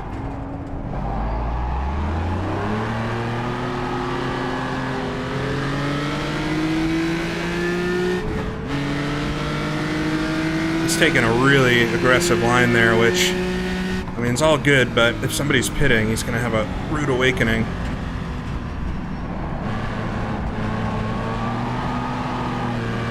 I don't think you make up that much time doing that, and it's a lot less safe.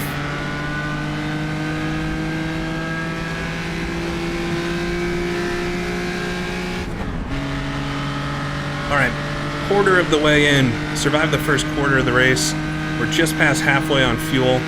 About 10 more minutes and we'll be good to make a stop if we need to, but I don't know. I don't know if I'll stop right away or not. We'll have to see. Yeah, best lap. I'm getting towed along a bit here though.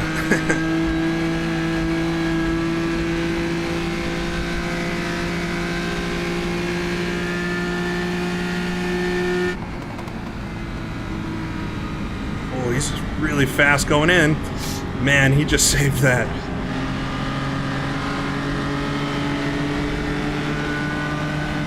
Just saved it into Burnenville.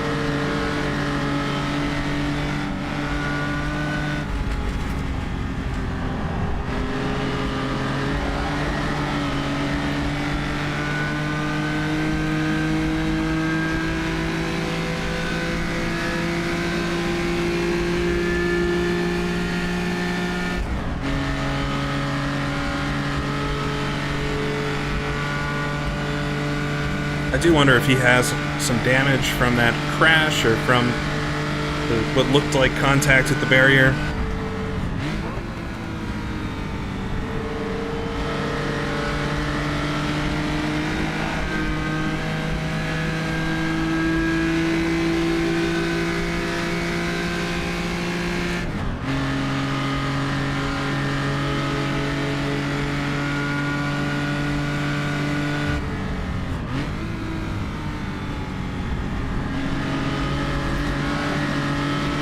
Up to that wall that sticks out into Stavolo through Hollowell. Got on the throttle slightly too late there.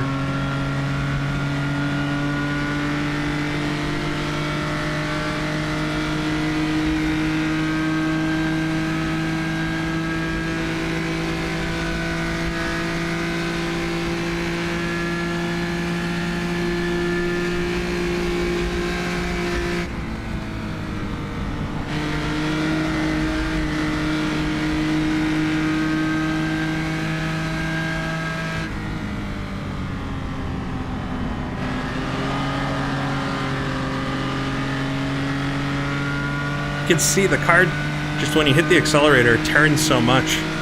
But if you miss that, if you can't get on the accelerator, then you're not going to make the corner. It's an interesting driving sensation. Oh, Scooby's out. Oh no. So it must have an issue behind me.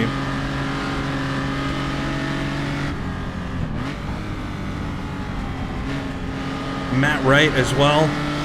I have a feeling we're going to have a pretty low finishing group, and hopefully it's from just single car incidents.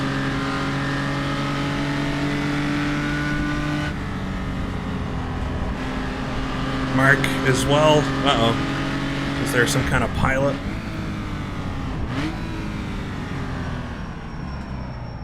Ooh, he's a bit wide into the source.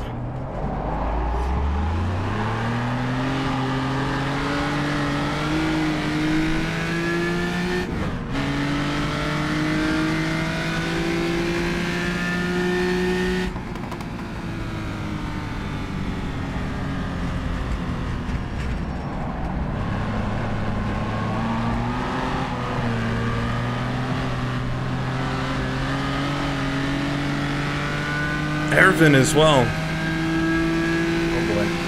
I didn't get such a good run through Eau Rouge that time.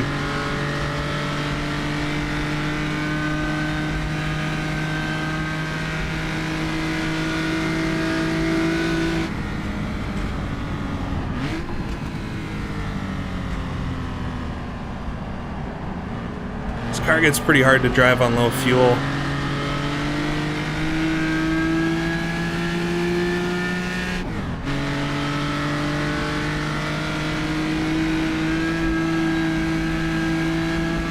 So, I'm not going to run it to empty because it just gets a bit tricky to handle. But I'm going to try to go a little bit past 40 minutes. Jake Britton's out as well. Man, I really hope... I saw in the comments there, somebody said there was a big crash.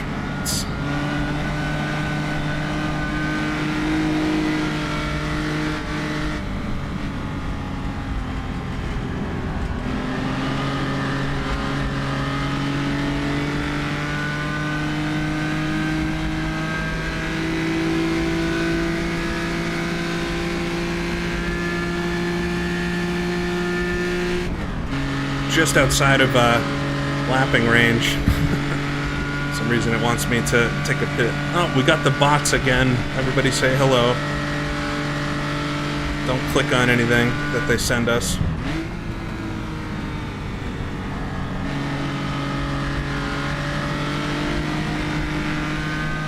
We're always good for a couple bots during this stream. They just help me out.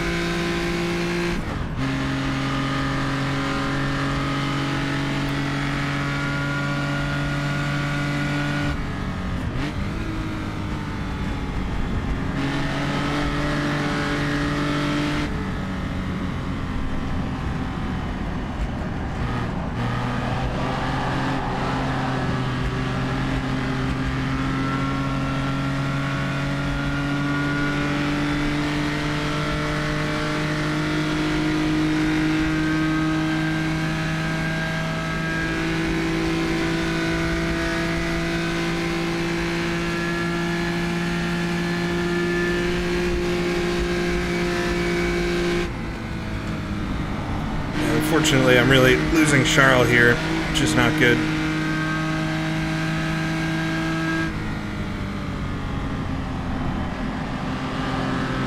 It really wants me to take a pit stop. Well, I'm not gonna.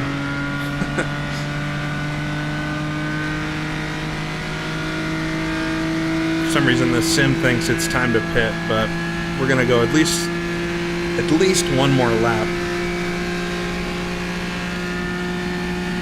I might pit after that. We'll see.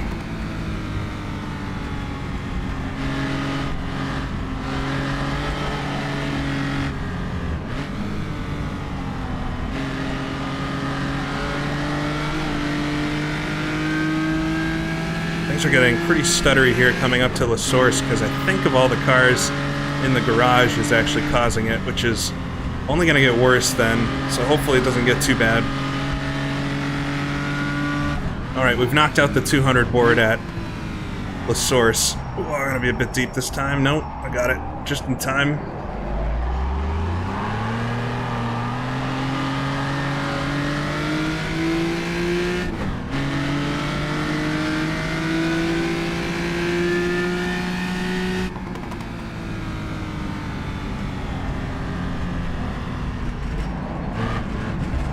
Cut that a bit too early. Car's a little bit harder to drive now. It's just really sensitive.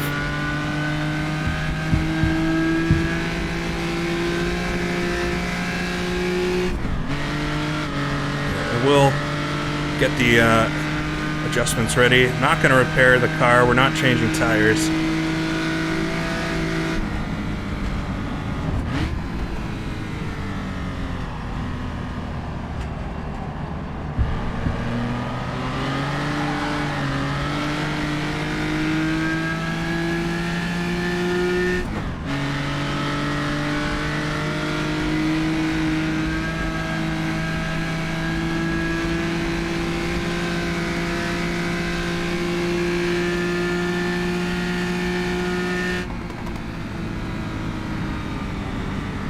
Keeps running that really aggressive line coming into Vernonville, which I guess probably gains some time, but just seems like a high risk. He's the pro, though. I'm just lucky to be here.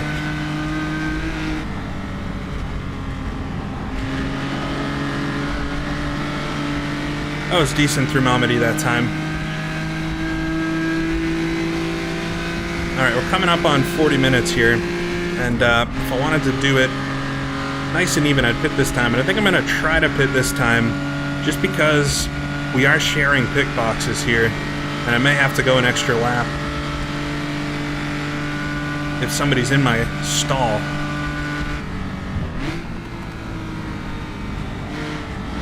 So although I don't need to pit right now, I might do it here and just see what happens.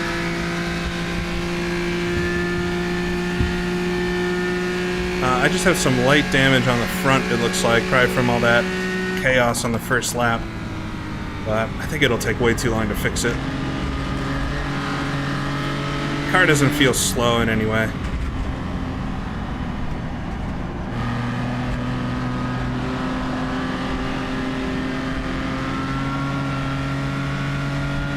Yeah, I could only do one more lap anyway, I think, on fuel, so...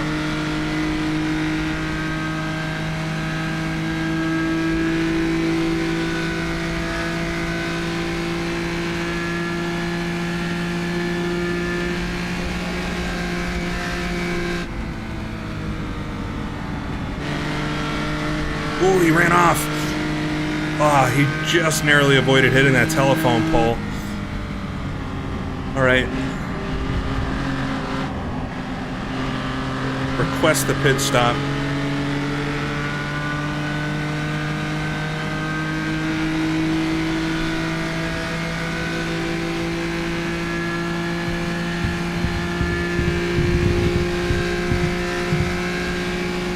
Should be all set to pit.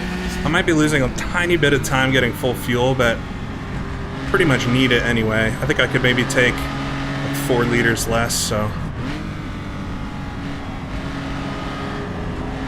Right, crew is ready for a pit stop. Whoa, that was close. So pitting here is actually quite tricky. It's easy to mess it up. And also, hopefully I won't get hit while we're in the pits.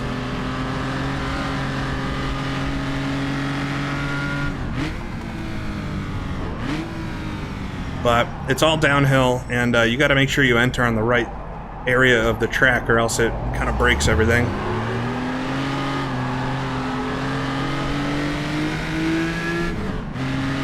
Oh, he's pitting as well. Get it down to first gear. There's my stall. Hopefully we're not going for the same one. Looks like we're not. All right, get on the brakes. No, no, no, no, no. Ah, I slid past it. That was my fault. All right. All right, lost a few seconds there.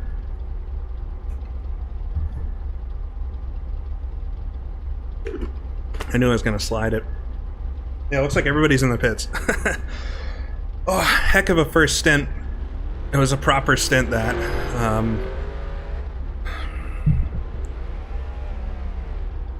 There goes Yerne. I think, is that Alessandro in the lead? Actually, oh, that's Enzo actually pulling away first. And we gotta remember the car is gonna feel very different once I leave the box. Yeah, definitely need a little bit of water. Alright, I got one car coming in behind me. Ooh, they almost hit. Alright, Nico there, pulling away as well. I think I got away with the pit stop.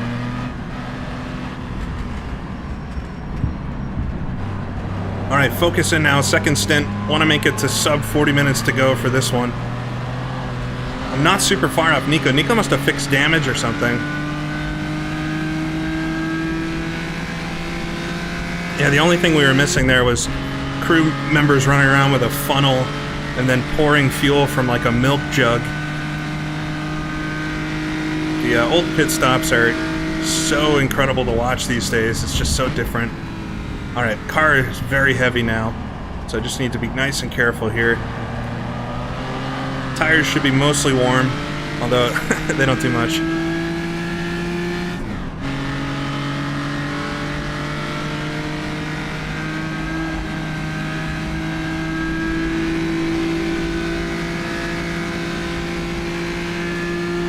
Pit wall really came about after Le Mans 1955. That was most tracks' impetus for putting one in.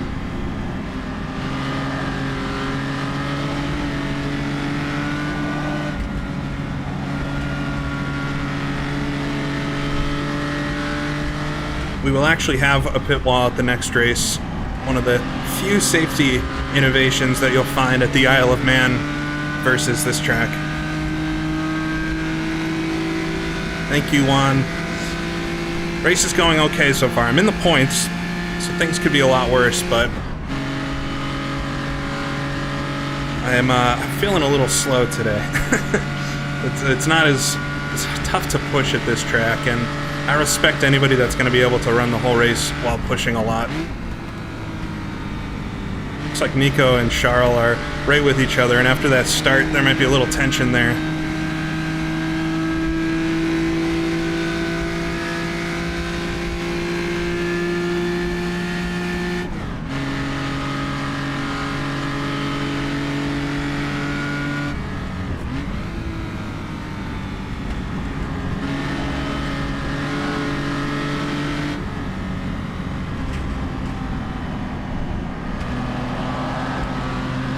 Feed the throttle in, get the car just slightly sideways through there. It's very satisfying when you do it right. I have fun just driving these cars alone, and I think that's been echoed by the rest of the grid here. You know, doing so much practice and qualifying and everything for these races, it's just a very satisfying type of car to drive. There's always a little bit more it can give you. The driving style is very different from a modern car. A lot of dust being kicked up in front.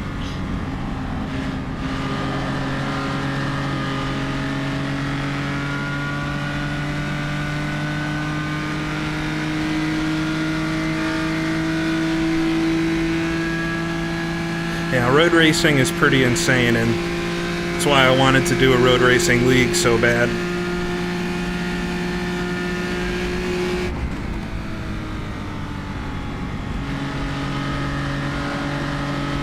There on the curb on the inside. Oh, Kevin's out. So the car making it to the end of the first stint, but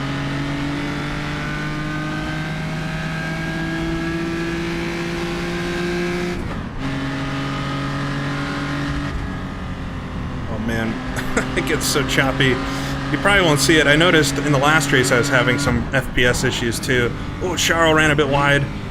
Nico under him.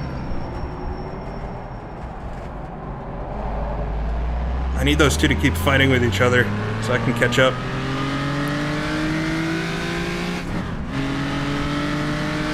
Alright, nobody in the pits this time. Interesting.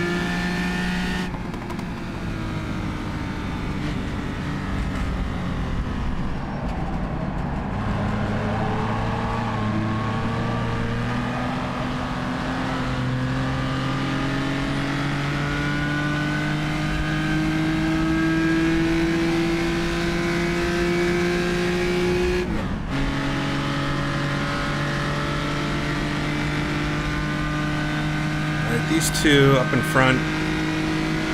There's really not been a lot of traffic yet, which is interesting, but I suppose if we have a fair number of DNFs, it'll thin it out. It does seem like a lot of the 5-liter cars are still running. I think it's Scooby and Tobias are out, but maybe there's 7 of us still running.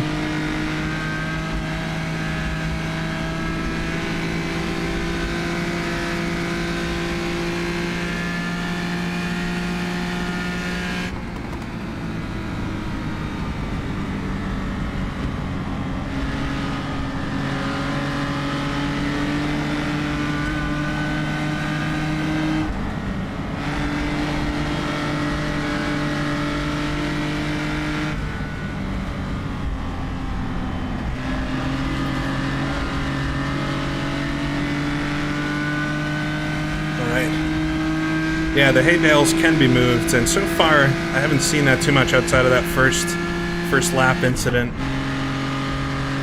But my run's been pretty hay bale free for the time being. But yeah, this might be a bit of a quiet race, I don't know.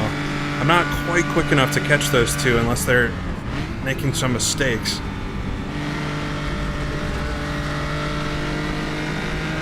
I'm just driving pretty safely. Yeah, the hay bales do disappear after a minute or so, but compared to the qualifying sessions, there's a lot less debris on the track right now. Well, a bit late on the turn in there to kind of really get out of it.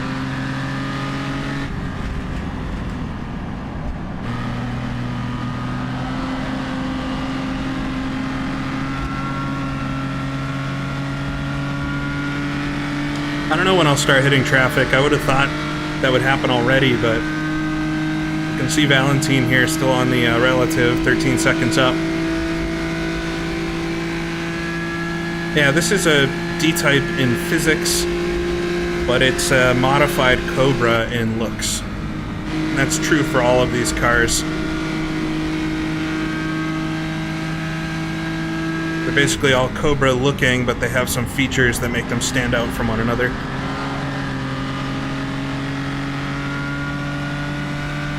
Yeah, it does look like Ascari and Cookie there with each other.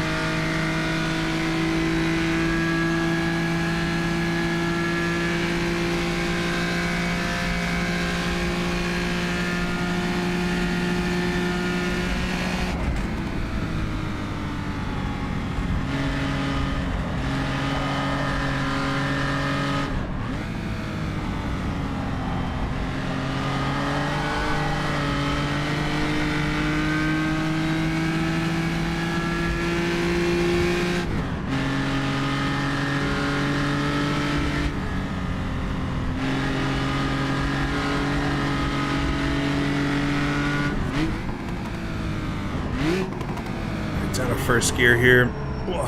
Every lap I kind of run wide here. That's the widest I've been.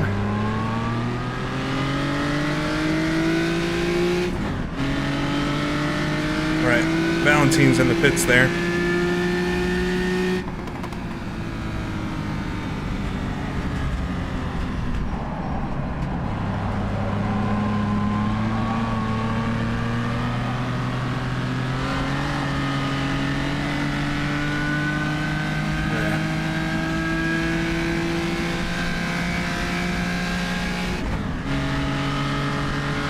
So my pace is about what I thought I would do, but these guys up front, they're just really quick.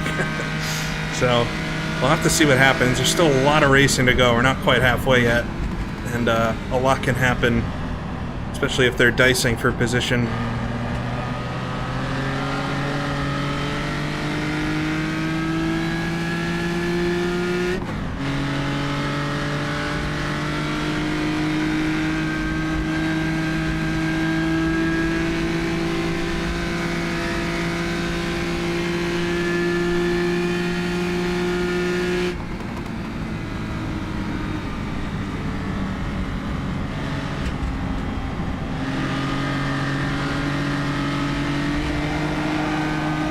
Slide the rear end there.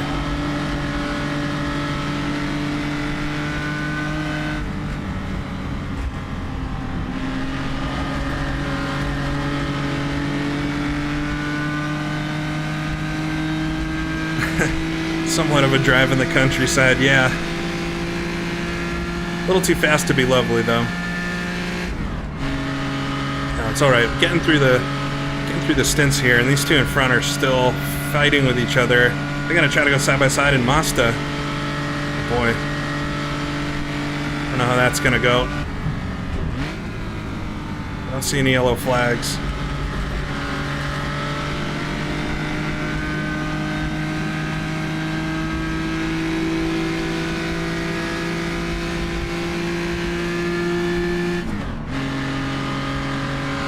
Ooh, a bunch of dust up there. Looks like Charles got around Nico.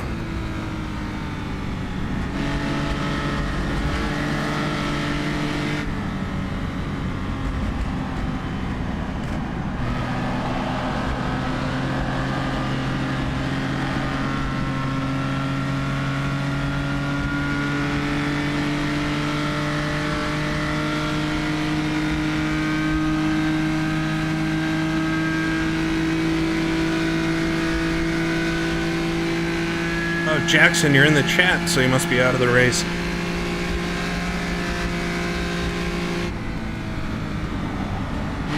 bit wide there. We're all right.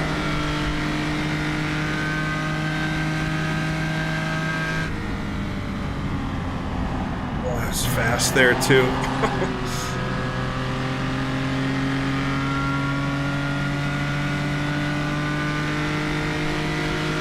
Looks like Juan Mi's on the podium there, and my guess is, I mean, it's obviously Irne and Enzo up front. So if a Ferrari takes this, that's going to be, I mean, really interesting, because I know they felt a little off the whole week, but shows that the ultimate pace isn't necessarily the most important part.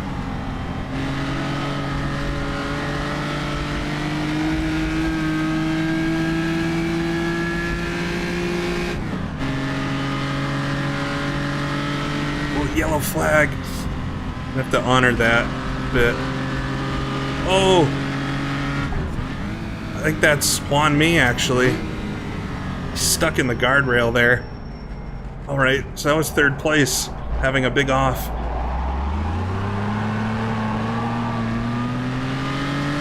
So it's going to give me a spot. I don't think he's going to be able to get the car out of there.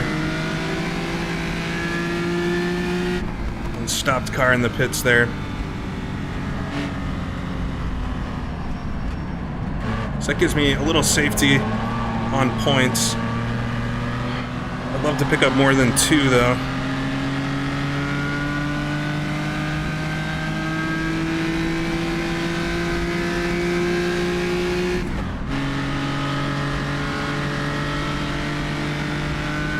Juan Mi's out, yeah. I don't think there's any getting the car out of the guardrail like that.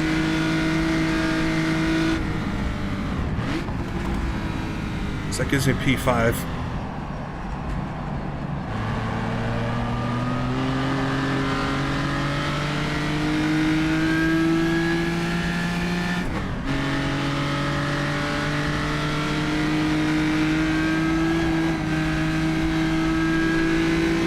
I don't know if I have the pace to catch Nico on driving alone. Just a bit further behind on this track, but I'm gonna stick with what I'm doing. I don't want to push too hard and get myself crashed out of the race. That wouldn't help anybody. There's still quite a lot of driving to go, and things can happen here.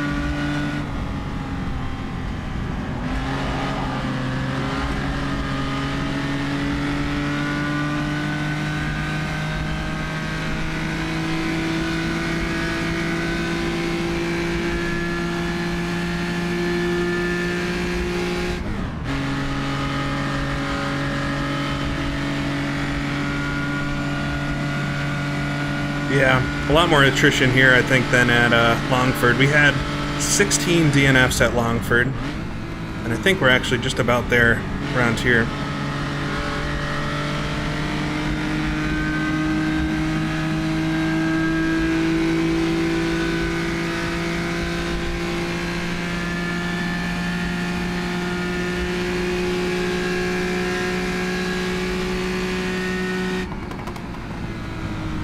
Rev it out here down to Hollowell.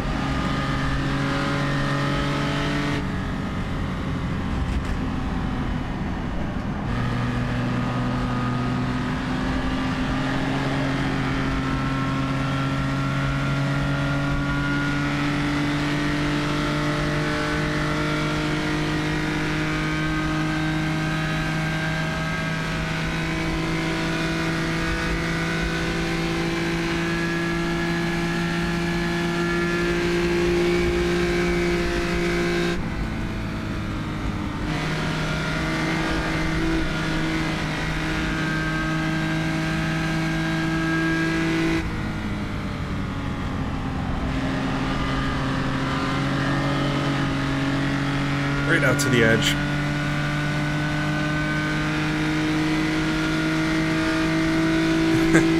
A lot of times when you press the brake pedal in these cars, it feels like nothing's happening. They, even with the disc brakes here, they take a long time to slow down.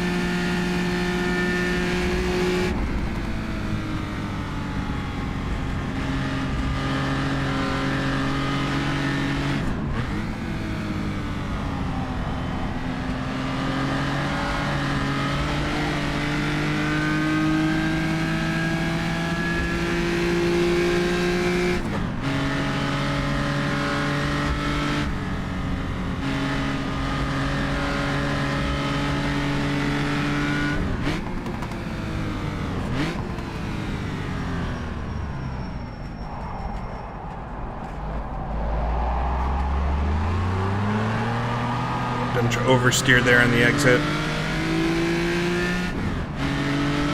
All right.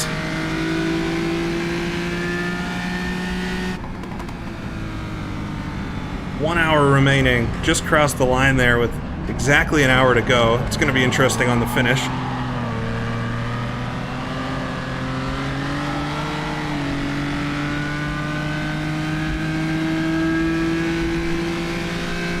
Basically finish the lap the leader is on once the time ends. Oh, Martin Bear is out. He was one of the quickest in his class all week. It's big news.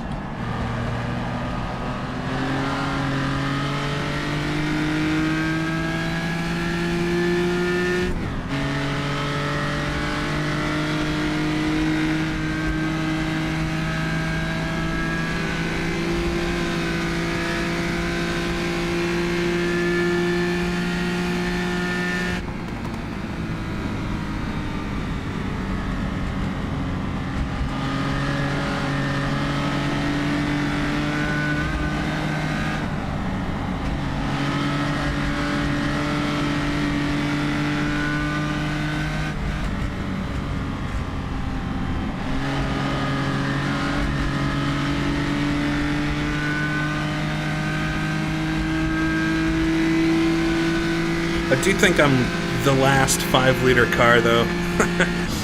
And part of that's because of attrition, but yeah, I'm feeling pretty slow today. Everybody's really cranked it up for the race. But still half a race to go, so never say never.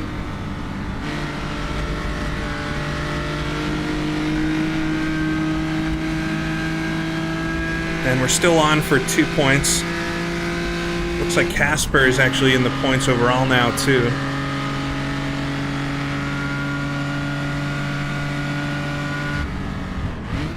Just cannot miss any of my braking zones. Right at that line there for that one. Get it down to the second groove, then on the throttle.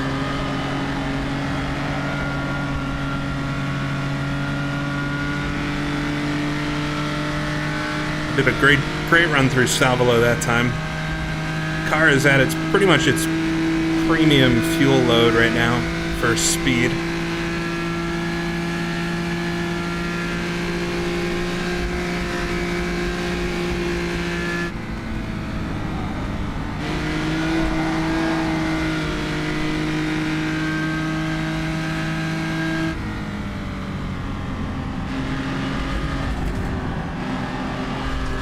Too early on the apex there.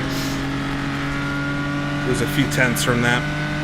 Can still see Nico and Charles. I'm not that much slower, but just enough for their pull a second or so every lap on me.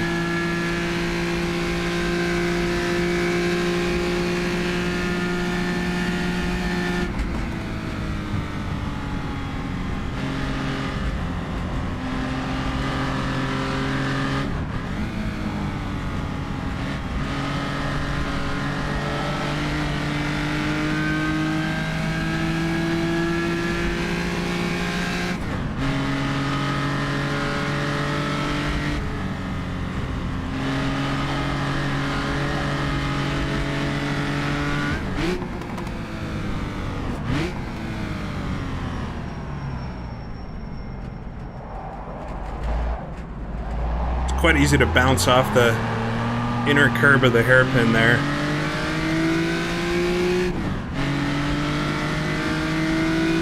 Right, one car in the pits here. I think he was in the pits last lap too. It's interesting.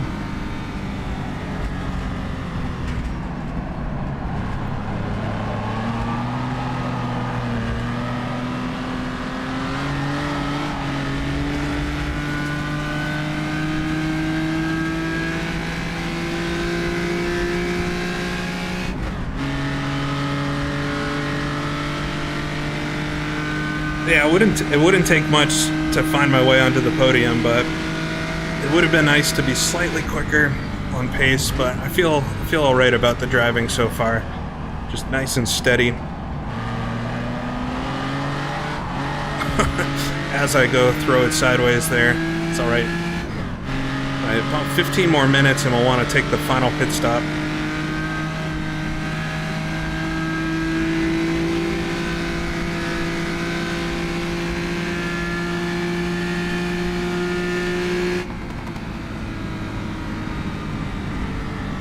Top 5 is good. It's top 5 out of 9. There were 9 starters in my class, so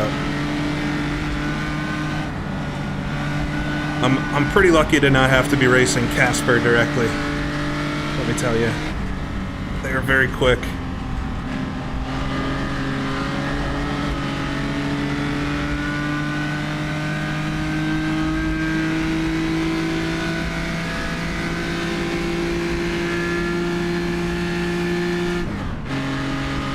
Alright, looks like we're catching up to Toby here, who I believe started in the pit lane on purpose, and they're up to 7th in class. The other classes have a lot more cars in them than 5 liter had the shortest field.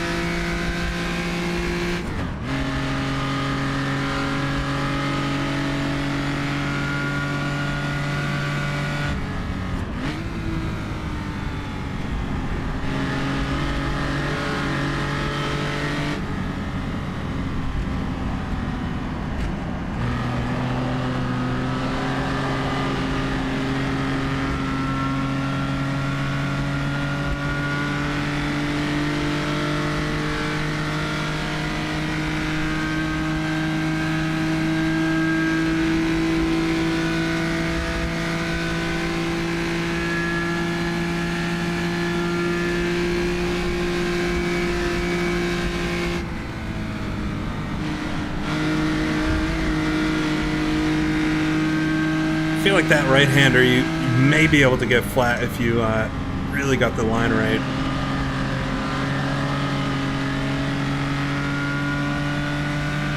Yeah, I'm in the 5 liter class, which is the top one on a track like this.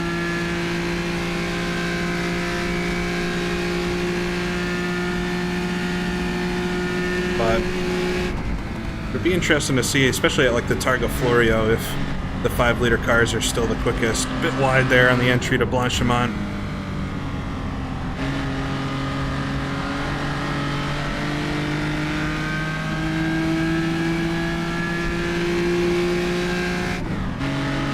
"52 minutes.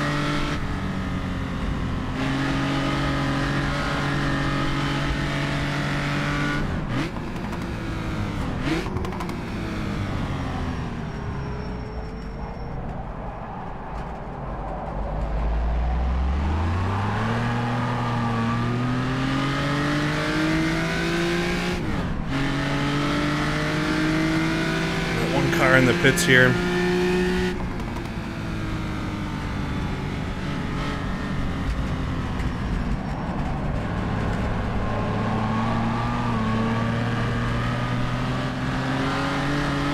Get a lot of oversteer coming over Radion at the top of the hill.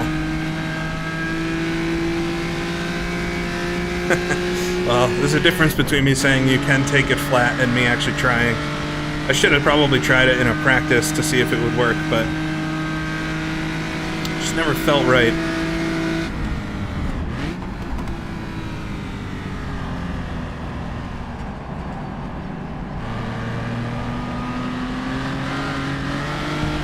got to the edge. Alright, we got Toby in front here.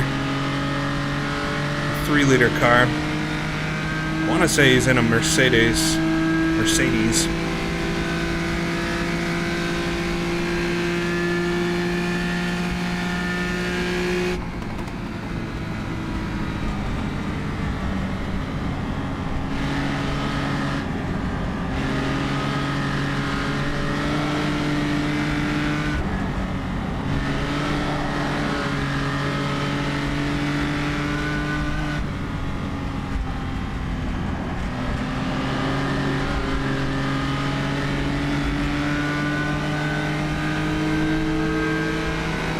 There we go, zip up the inside.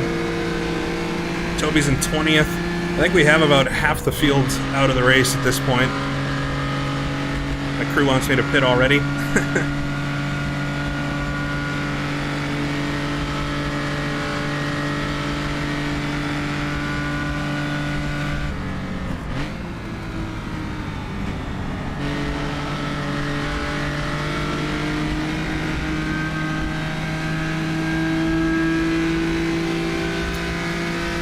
I'm a little surprised that Charles and Nico haven't had some kind of incident yet at this point, but good on them for close racing, especially after the start.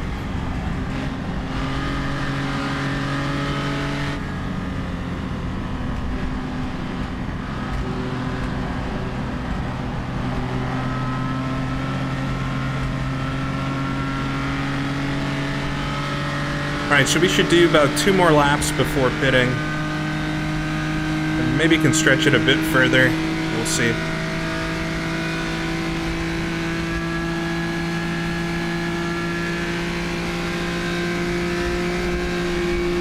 But we got a yellow flag in front.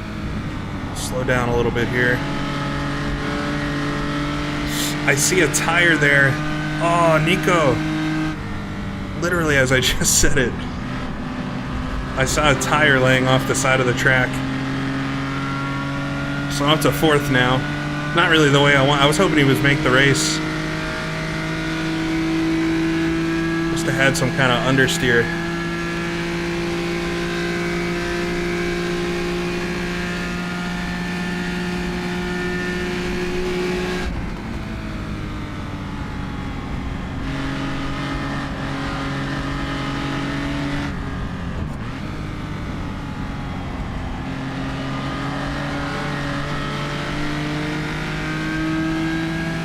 Yeah, that's so strange. His ears must have been burning and just talking about him. Oh, Casper! What's going on? Suddenly, we've got a couple of the really quick guys retiring. That's insane. Casper's been so quick.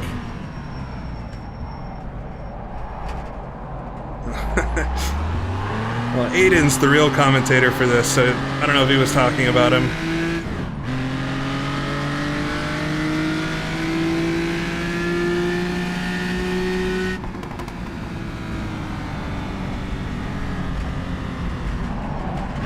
Really close to that inside wall through Eau Rouge. Radeon is not a easy corner in these cars. They just want to oversteer so much. No, I'm in 4th. Maybe it showed P3 for a second or something over the line.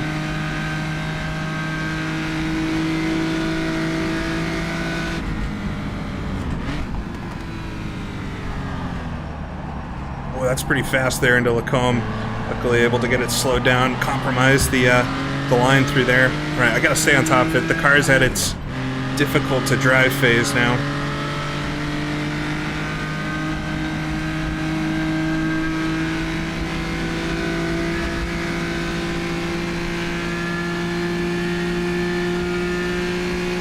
Yeah, I don't know. I know Nico is streaming, so I'll have to go back and see maybe what happened there at some point. Right out to the house through Bernonville.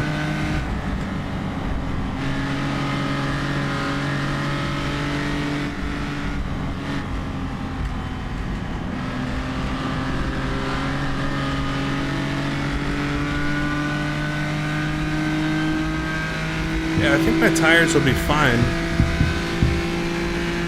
I'm at 96% wear is my worst tire on my left side, so you can see that tires really aren't something you need to worry about in these cars. Not unless you're doing an actual endurance race.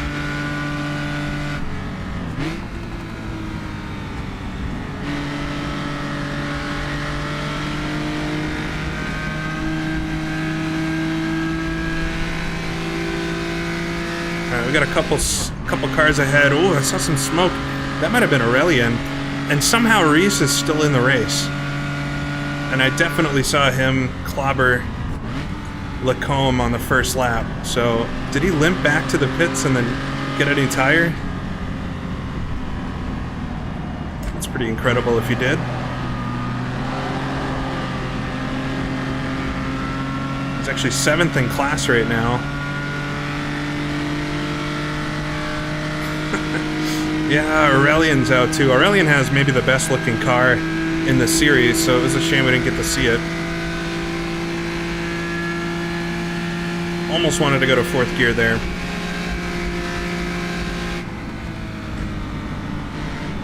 Hey Patrick, how you doing? Doing well in this race so far. I don't really have the outright pace today, but I'm hoping on attrition that things will swing my way a bit. And just try to keep steady laps together, but I don't think I've got anybody really behind me to worry about. The weather is changing a little bit, but it's not going to rain. I think there's like a 1% chance that it could rain. So, mostly just sunny with clouds here and there.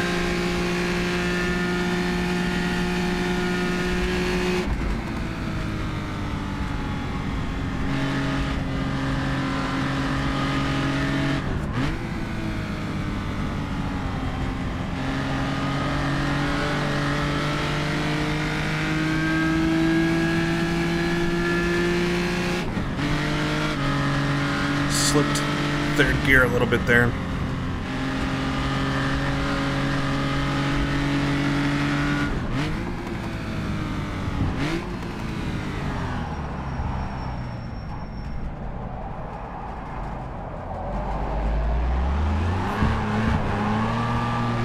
Just catch the wheel there. Almost caught funny.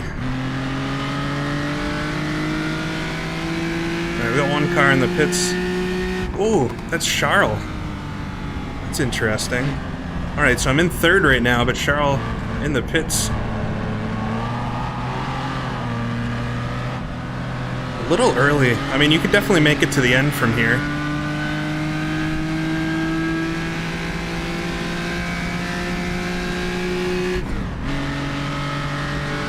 You can definitely make it to the end if you have a full tank, but that's a bit early for a pit stop.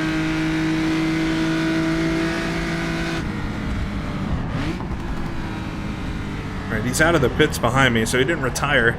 Wonder if he maybe had some damage to fix or something. But yeah, only 30 seconds on him, so that's not enough to hit and stay in front.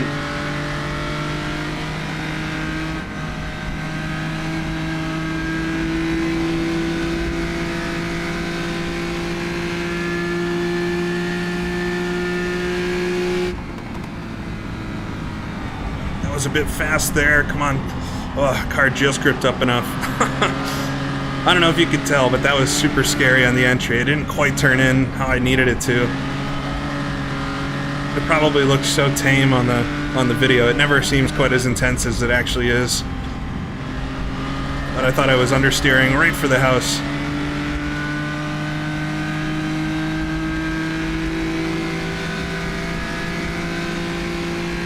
I don't know, did they touch and that's what caused the incident, or I thought maybe Nico just ran off the track. Oh, that was scary through Vernonville.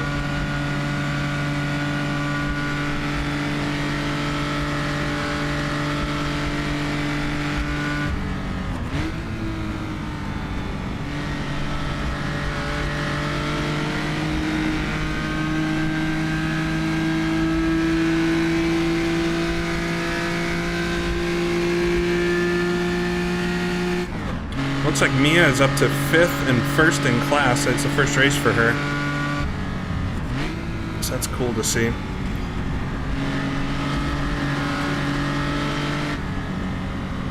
Oh yeah, she benefited from Casper having a DNF there. Ooh, hey bale. Oh no, Reese! He's sitting by that house back there. Had a bit of a spin then. Yeah, the car definitely does not like this low fuel. It's very understeery. So Reese had a issue there. Oh, Richard's out. Perhaps the strongest name in the series.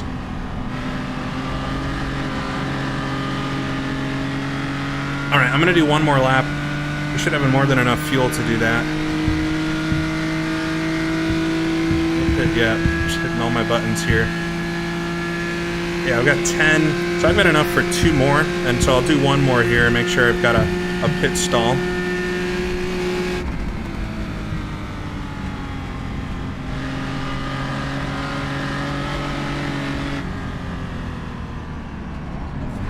Almost didn't put it in second gear for some reason.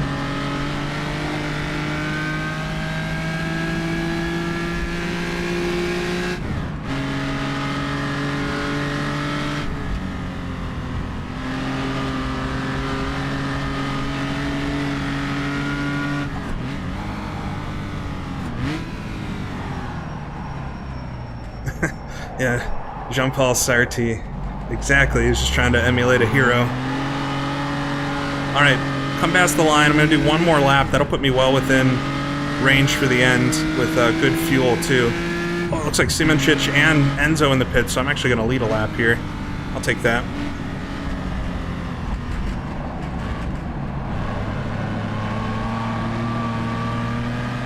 I'll take a lap lead. Doesn't count for anything, but...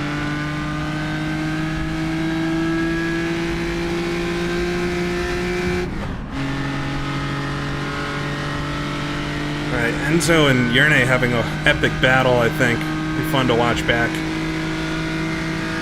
I'm catching Saul here. Alright, just gotta make sure I get through this lap alright. The car is pretty difficult to drive at this point. You just feel how much lighter the car is, so it doesn't quite grip into the corner the same. Oh, Southpaw got going again, that's good.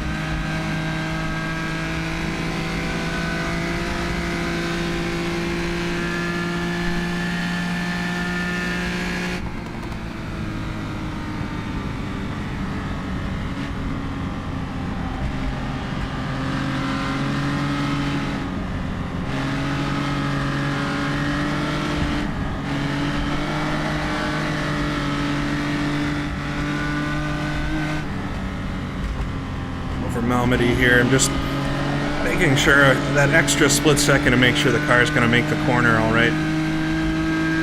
Alright, so I'm definitely going to fall back to 4th again, at least from the stop, but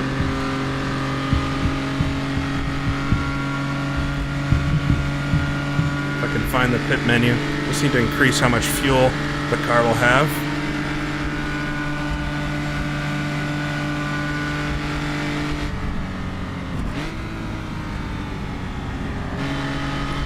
Through Mazda.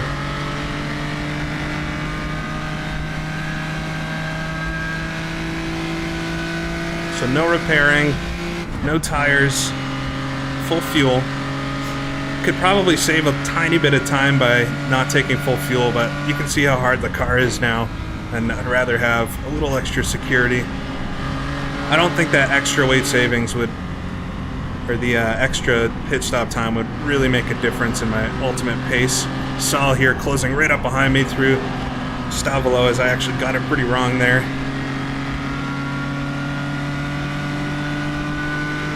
Oh yeah, things are picking up a little bit. These races, I think, could be kind of slow burns. They're 2 hours, so it's a little bit more than your typical, you know, sprint sim race.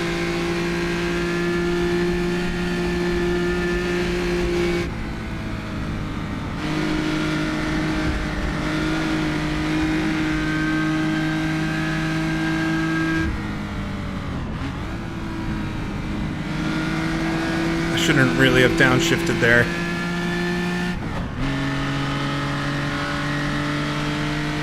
Alright, we gotta request our pit stop. And try to take it this time.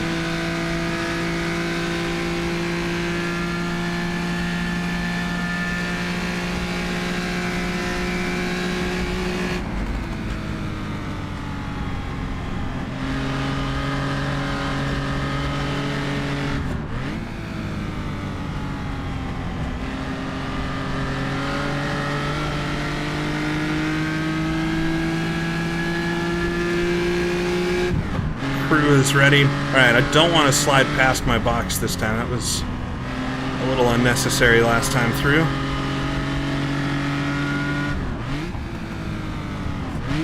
Got Ariel in front of me here as I come into a source all sideways.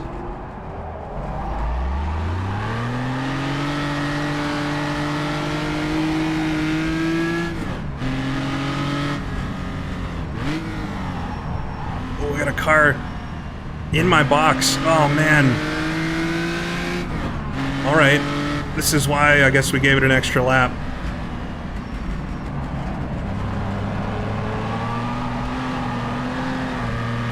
Lost some time there. Oh, the car's really hard to drive now. I guess that's why I gave it an extra lap of fuel, but yeah, I had a car in my box.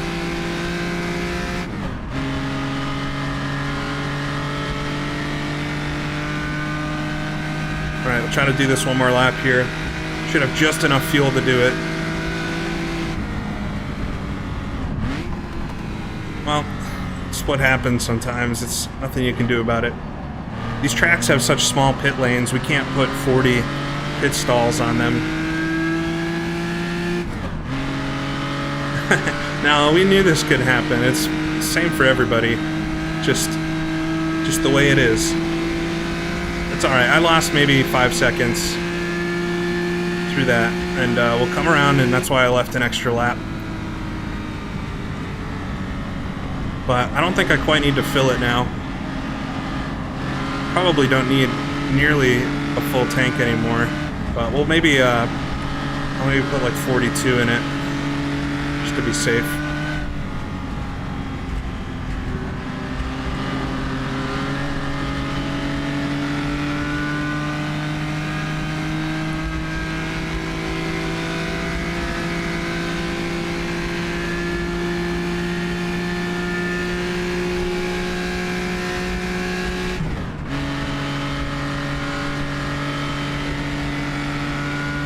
Yeah, this may be the last easy track until Le Mans, really. It's really dark suddenly in the clouds.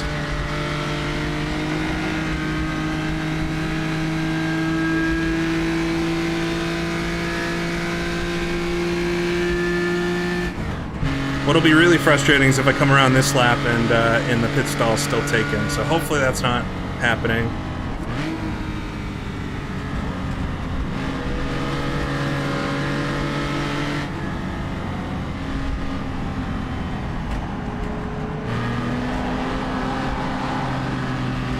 Kuba's out as well.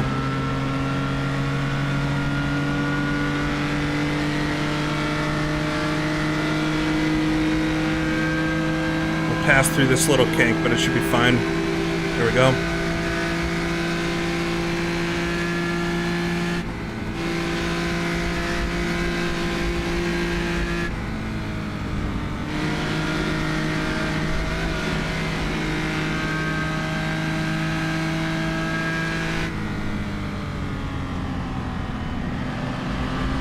I got up pit this time.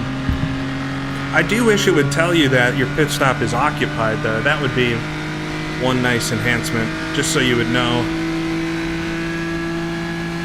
Just so you would know that the stall is. So, I mean, I lost so much time just slowing down for it, which is the annoying part. But it is what it is. We all know that can happen, so it's not necessarily unfair.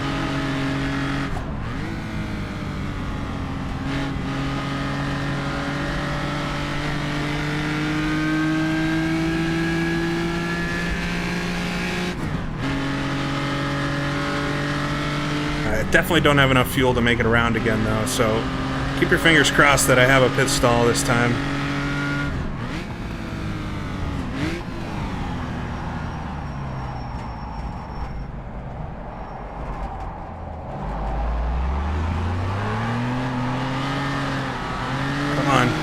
is so squirmy on low fuel. Oh, I thought that car was in my stall. Alright, come on, stop. Oh my god, really? Comedy of errors. Alright. There goes Enzo and your name. So, unless they have some kind of accident, we're not winning today.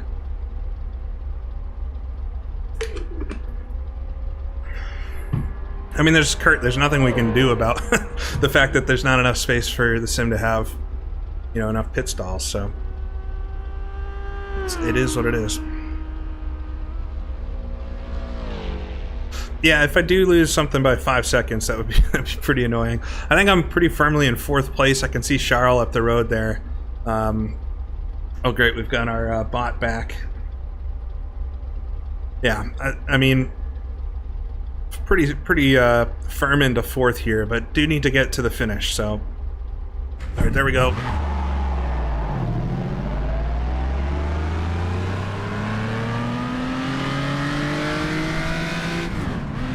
All right, nice and easy here, get out of the pits and run to the end. 30 minutes to go.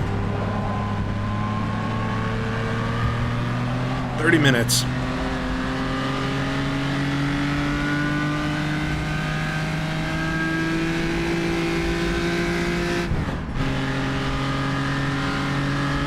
Charles 40 seconds. I lost like 15 seconds at least to him.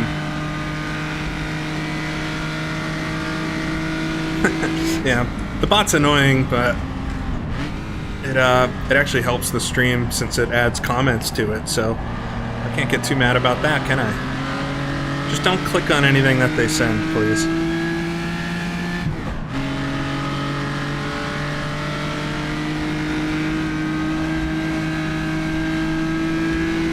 I wouldn't recommend R Factor 2 as a first sim, just because it's pretty tricky to set up and get it running. But if you're familiar with sims or computer stuff in general, then definitely recommend it. It's got some amazing feeling cars with this mod and the 67 sports car mod.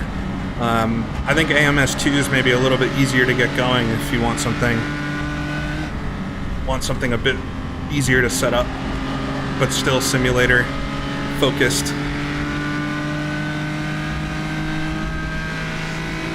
Server's working great, Mr. Glencoe.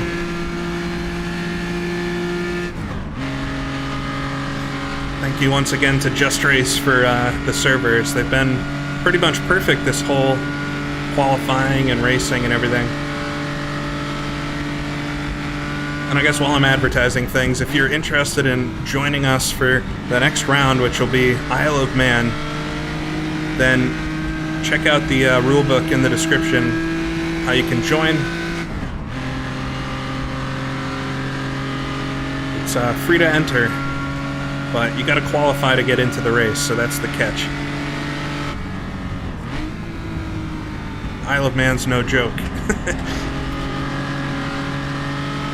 37 3/4 mile. Oh, a tire. Oh, and suspension. I just missed that. All right. If you hit those, that'll throw you right off the line. Who was that from?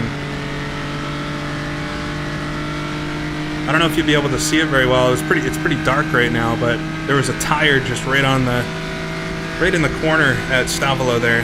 Oh, it might have been Matthias.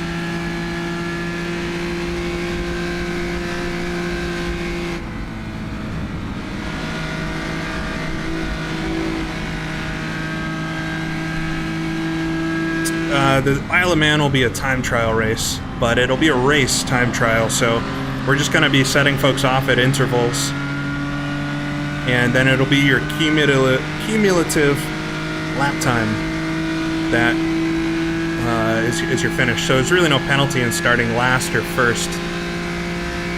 Other than that, you may have to pass some cars if you start out back.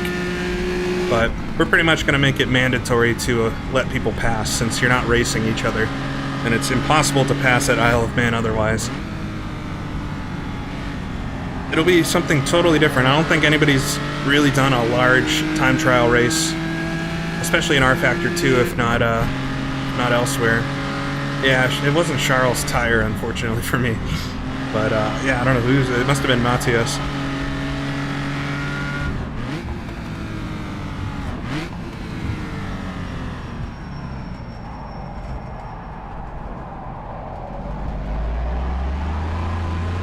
Yeah, assuming Isle of Man goes well, we'll do the same format for Targa Florio. We definitely don't want to do a heads-up race. That just wouldn't work at those tracks. I think they only work as time trials, but the idea of having it be all at the same time will make it feel a little more like an event rather than just a quiet time trialing session.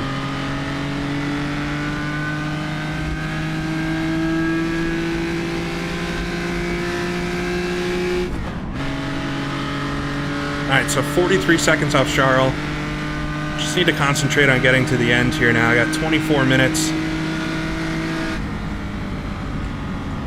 So maybe about 6 more laps, or give or take. Ooh. Valdemir in front. Racing from Ukraine. Glad to see him out here. And love the car colors too. Looks great with the sky blue and the fields yellow colors.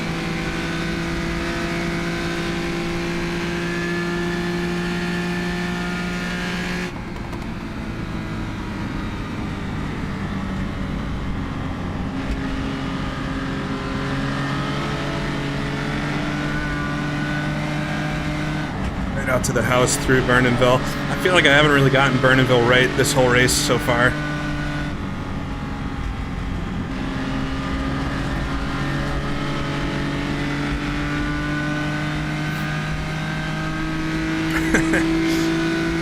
Mille Miglia. If there was a good track for it, I mean, Targa Florio is probably the closest track to simulate something like the Mille Miglia, so we'll be doing 3 laps at the Targa Florio. Every race is about 2 hours long.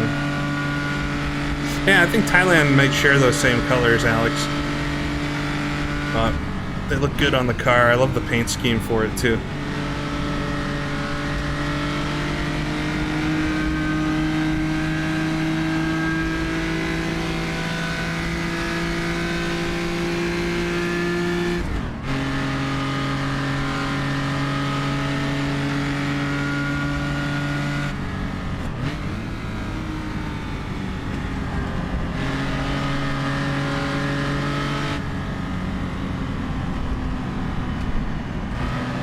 We don't have a race around the Nordschleife planned.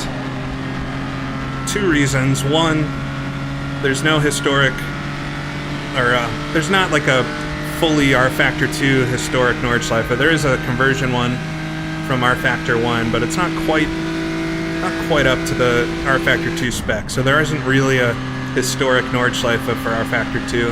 And this is a road racing championship, and there's no, or the Nürburgring's an actual circuit, not a road.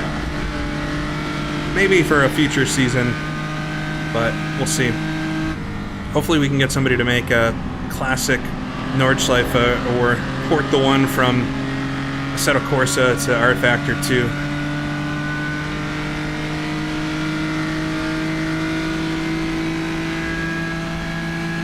Yeah, I mean, there's been some other tracks thrown around for future seasons as well. We could go to Brno. We could do...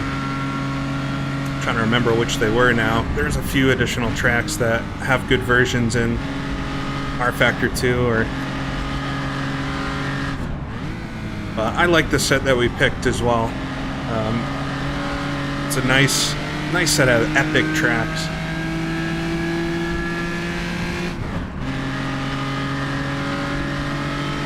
Yeah, it'd be amazing if there was a like original Watkins Glen street circuit for R Factor 2.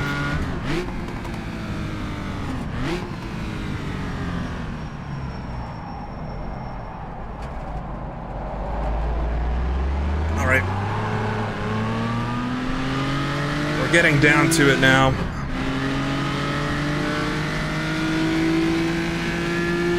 Yeah, I did some videos on the Gesamtstrecke from the Nürburgring, the full South and North Loop, but that's all in Assetto Corsa, which it's an amazing version of the track. But this mod doesn't exist over there. And once you drive this in R Factor 2, I think you would realize why we really put up with all of R Factor 2 shenanigans to do this. Yeah, Olaf, I'm using H pattern. Can't quite see it. It's down near my leg.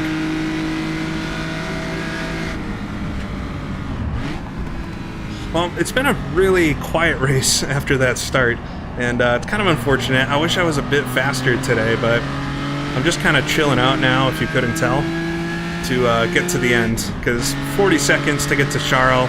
If I didn't have those pit stop issues, whoa, as I say that, he's coming towards me. Did Charles have an accident? Oh, no. Charles had an accident. All right, I'm up to the podium then.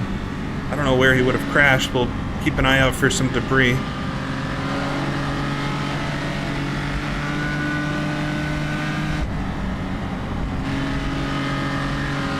Did he crash or not? I saw Sal wrote in there about it, but... Ah, yeah, he did retire. Man. So that should put me up into third whenever I pass where he was. As I'm saying it, I've got the commentator's curse, I think. There it is, third place. Alright, I really just need to get to the end now. 20 minutes, half a stint. I've got 3/4 of a tank. I'm going to be beautiful on fuel. Catching up to Mr. Guy here has not been the most extreme eliminated driver today.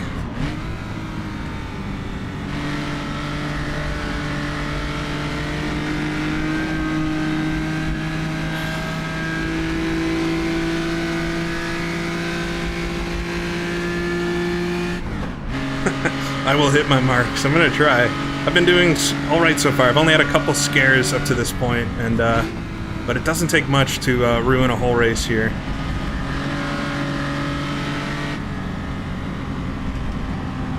To Stavolo, the only purpose-built corner on the track. Well, I guess one of two purpose-built corners. Stavolo there was added in the 1950s, I believe, maybe 1930s.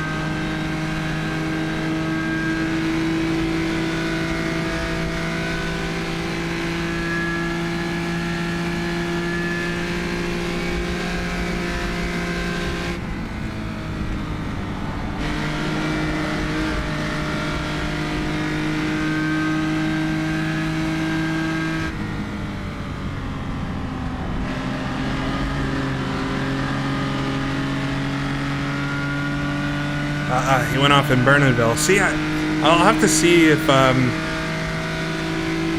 he just scared me a couple times when I was following him with the fast entry and arc it, which probably is very quick. That might be where I was losing some time in the pre-qualifying, but it doesn't leave much room for error if you do that.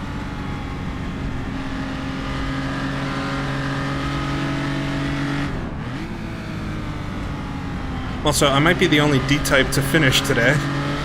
I guess there was only 3 of us originally.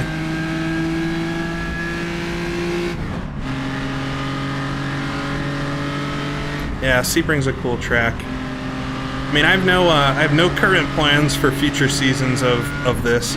This is a one and done for the time being, but who knows what we might do in the future after this is done.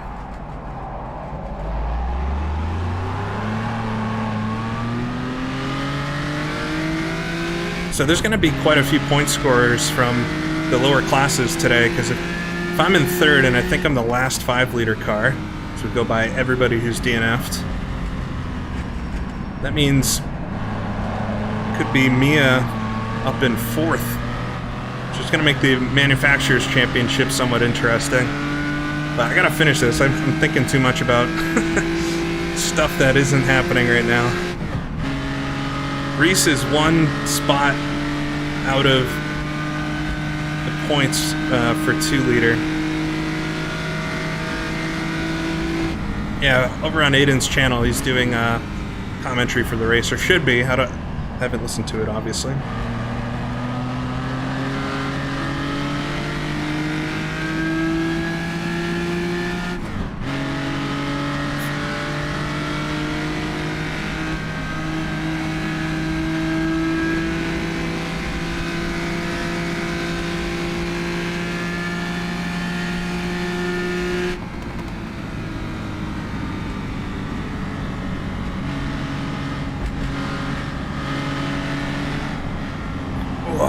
wide there.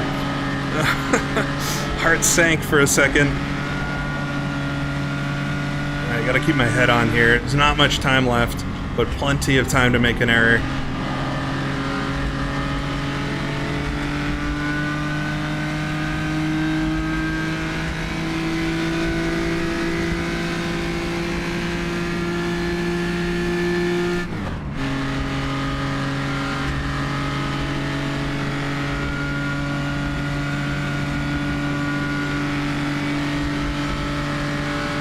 Yeah, Bremgarten would be a cool track, but if it does exist, it's not the Fat Alfie version, which would be amazing.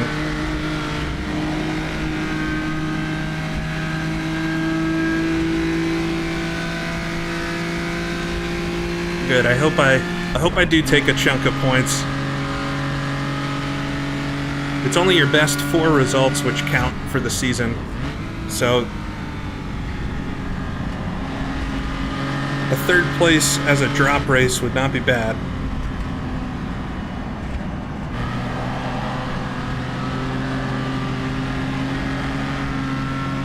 Clermont-Ferrand would be an amazing track.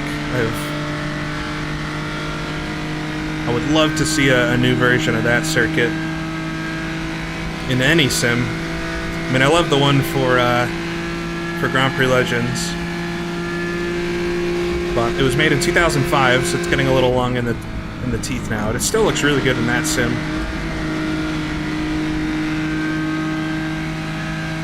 There is a Goodwood circuit for R-Factor 2, I believe. Ooh, right out to the edge that time. Alright, I'm just kind of doing some medium laps here. Yeah, we actually did race at Rouen already. As a preseason event. If you go back on my channel just a little bit, you can find that one. That was kind of the test race, no points or anything, just an hour-long test to make sure this all worked. And it went all right. My race was not good, that one, but overall the race went well. Does anybody know if Enzo or Yerne is leading right now?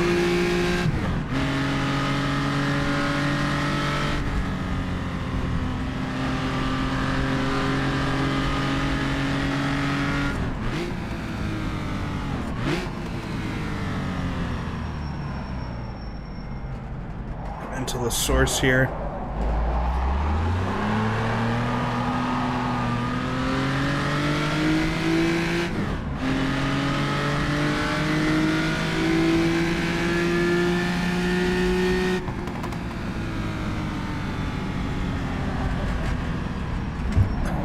Thank you, Sal. Don't type that stuff in the race chat, though. Distract everybody. Simonchich in the lead, so he might actually have the points lead then, since he'll have a 2nd place finish from round 1 and then the win here if he ties it up.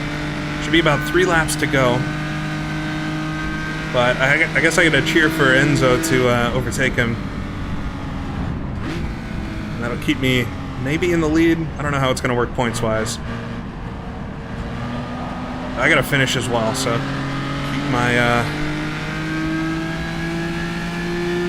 keep my laps going. It's been a pretty clear track. I've passed a few cars, but the pack has really thinned out as we've gotten deep into this one.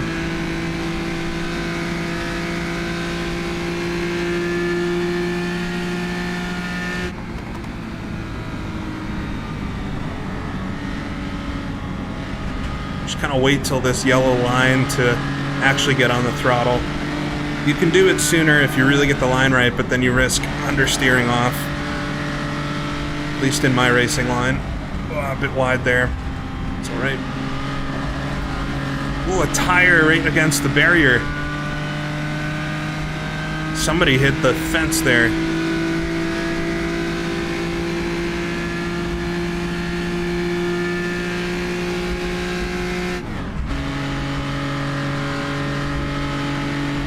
Somebody hit the fence.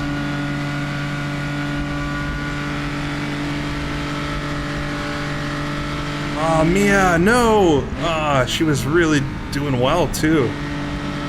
Oh, and Ariel as well. Maybe there's a multi-car. So Ariel and Mia both out with just 10 minutes to go.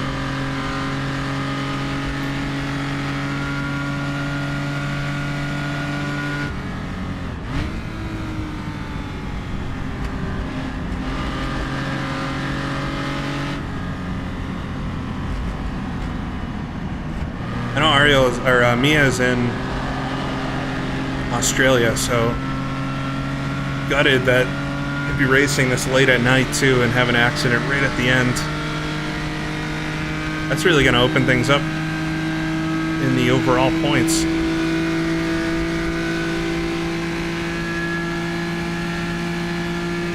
All right, time remaining 10 minutes.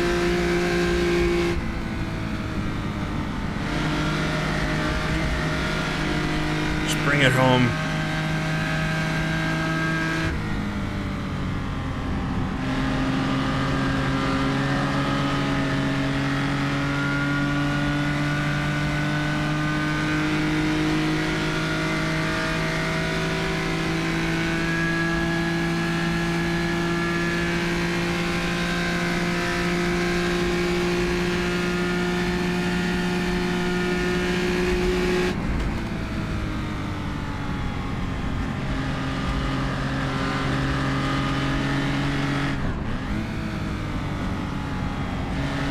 Francorchamps here. Such a tricky corner in these days with the barriers and the hill right next to it. I think it's the same radius these days, but it feels so trivial in a modern car.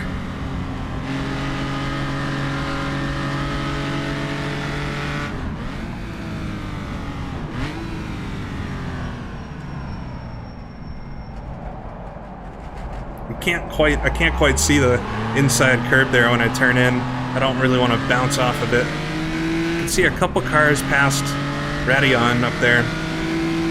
We'll come across the line here. Should just be maybe 3 more laps with the way the leader is.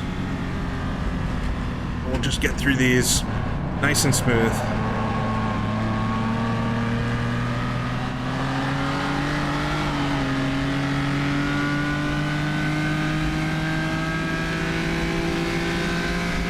Oh, did Mia's internet drop? I mean, I guess it's like a mechanical failure per se, but that's gutting when you don't do anything wrong and then you've got internet issues. That's too bad.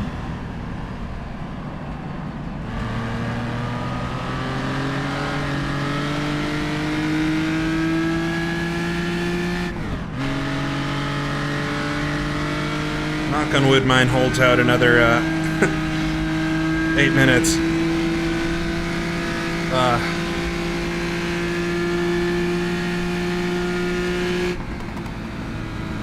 I was sitting here a couple of weeks ago and my power just went out suddenly.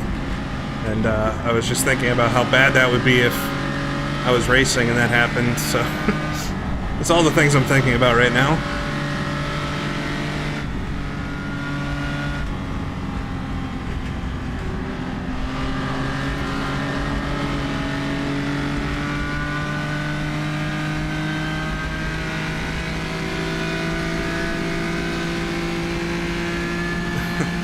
I do.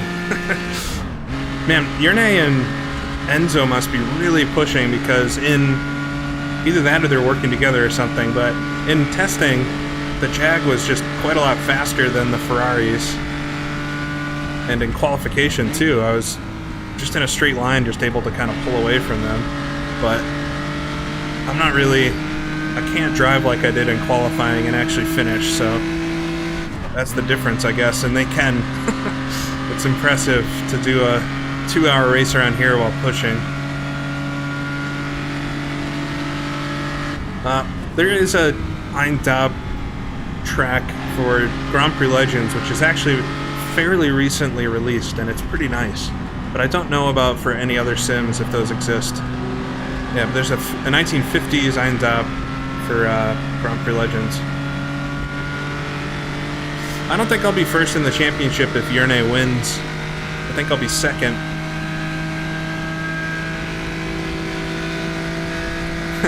I mean, I do have a UPS, but usually the internet goes with the power, so. only lasts a couple minutes. So yeah, I guess I'd need a server grade one. Just then it lasts just long enough for me to like save stuff.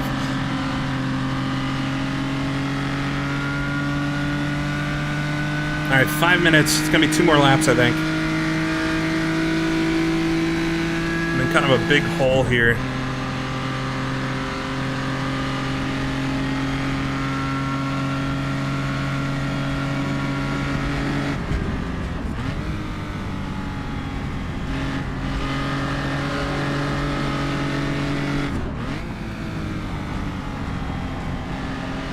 Alright, 5 minutes to go. Every time I see the black box pop up, I think it's going to be a retirement. Wishful thinking.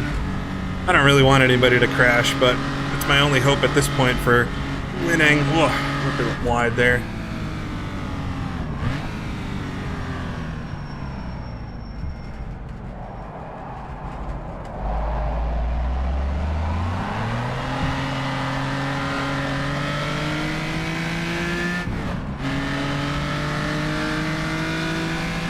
Yes, you did, Robert. Right, Saul in the pits there. Or that's actually Mighty D, maybe? I don't actually know.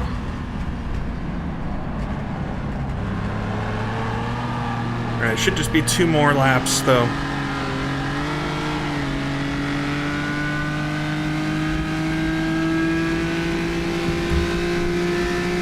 Somebody did a 4:07.5 during this race, which... that's insanely quick. I mean, the track is a bit more gripped up now than it was at any other session, but it's still, that's an insane lap.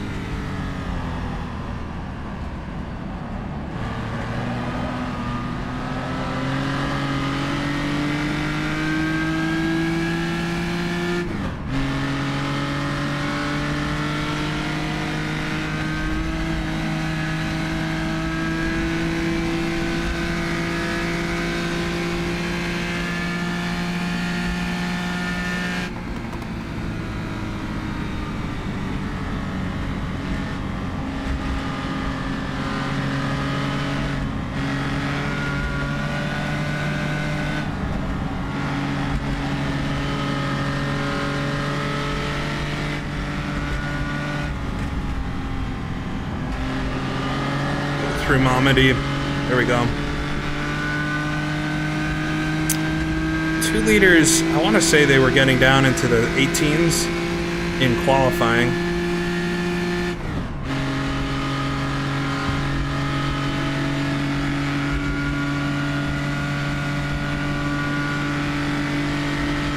One more round of bots, I guess.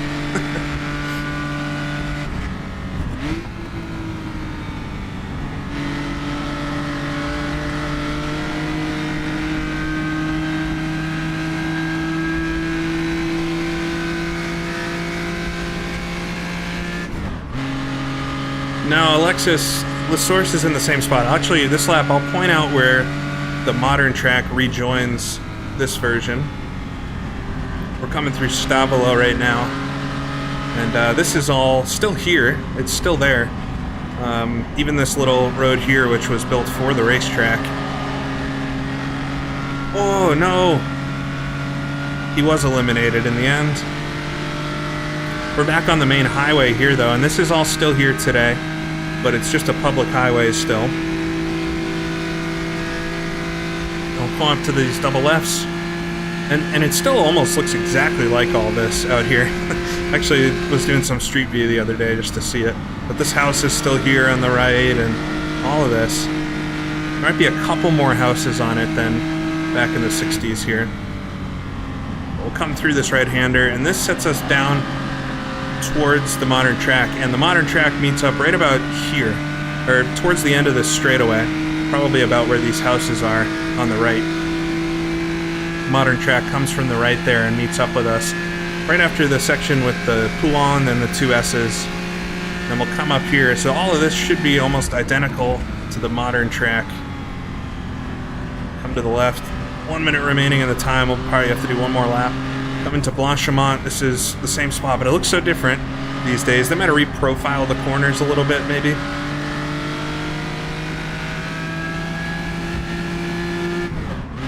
Get it up to third gear, and then we'll come through this sweeper. Now this is where the chicane is these days. And then we'll come onto the little front stretch, and this is where the start-finish line is, and the pits and all that these days. So it's all the same, just a bit different. And we'll come through the final corner, and we should start our final lap here. It's just a little over 15, just a few seconds remaining in the 2 hours, but we're gonna do one more whole lap to finish things out. Come down to Eau Rouge and Radillon.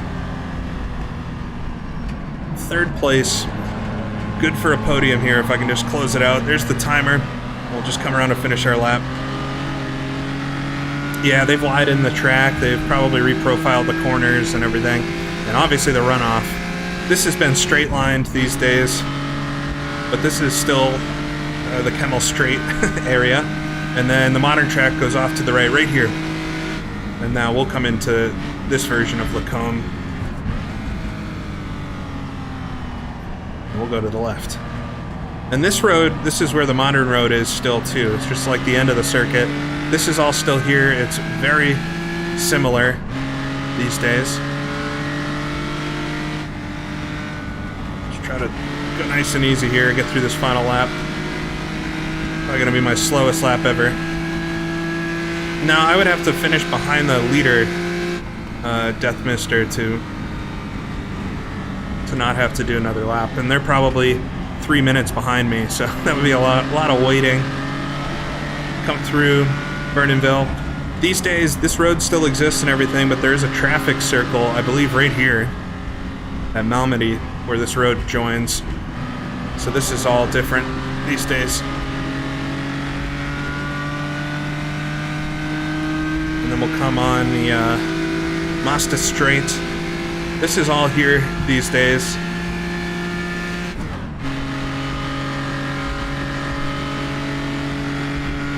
Yeah, the race is only over once the leader crosses the line, so you have to be behind them. Come to the Masta Kink. Masta Kink is still here. It would be so cool to visit. There's a parking lot off to the right these days. And then this building will come up on the left side here. This brick building here. This is a frites shop, or a French fries restaurant. That would be an awesome place to get a French fry.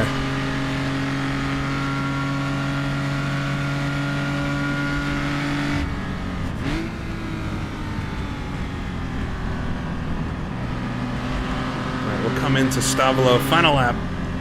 Just going nice and slow, getting the car to the finish. There's nothing to push for now.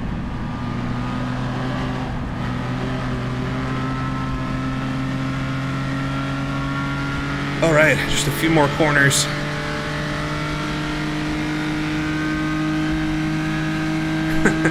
Well, I am American, so I say American things.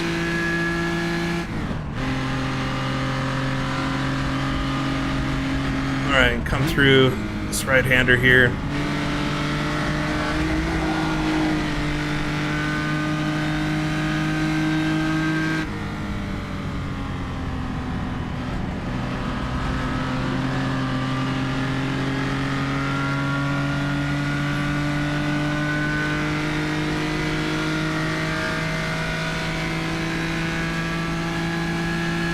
So, not the race.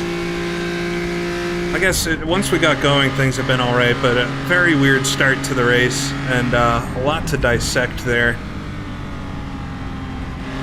But a very competitive event, and I just didn't have anything for the fastest cars today. I think I was quicker than like Scooby and Jackson, maybe, but yeah, I couldn't keep up with Juanmi and Yerne and Enzo, Charles, Nico, but some of them had problems, and I was banking on that a little bit. And so more than ecstatic to get a third place here. I'll come through La Source, down the hill to finish this one. Second round of the championship, and second podium in a row, so I guess I can't be upset about that. Finishing the event, which was at the very start what I said I needed to do. So excited to have done that.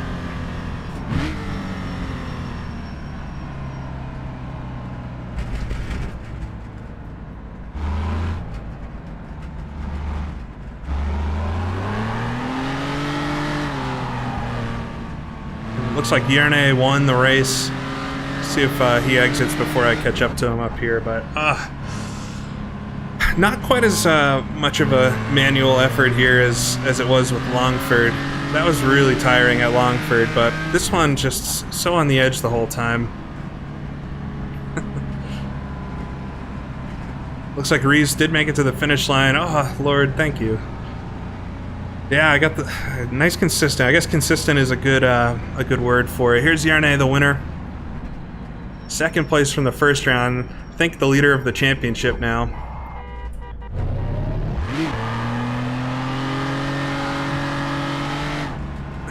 Heard him honking his horn there. Yeah, not a bad race. Not a bad race. I think maybe jump in for an interview. Ooh, I didn't even see Saul behind me. Pull over here. Yeah, it was all about survival. I mean, I don't think I had the best pace today, but I was able to finish. And that's always just as important. Just as important. All right, I'm going to take a very quick break, and we'll come back here in a second. I think I might jump on the stream to do an interview. But I guess we'll see that in just a second here. So I will be back. Until then, I'll see you then.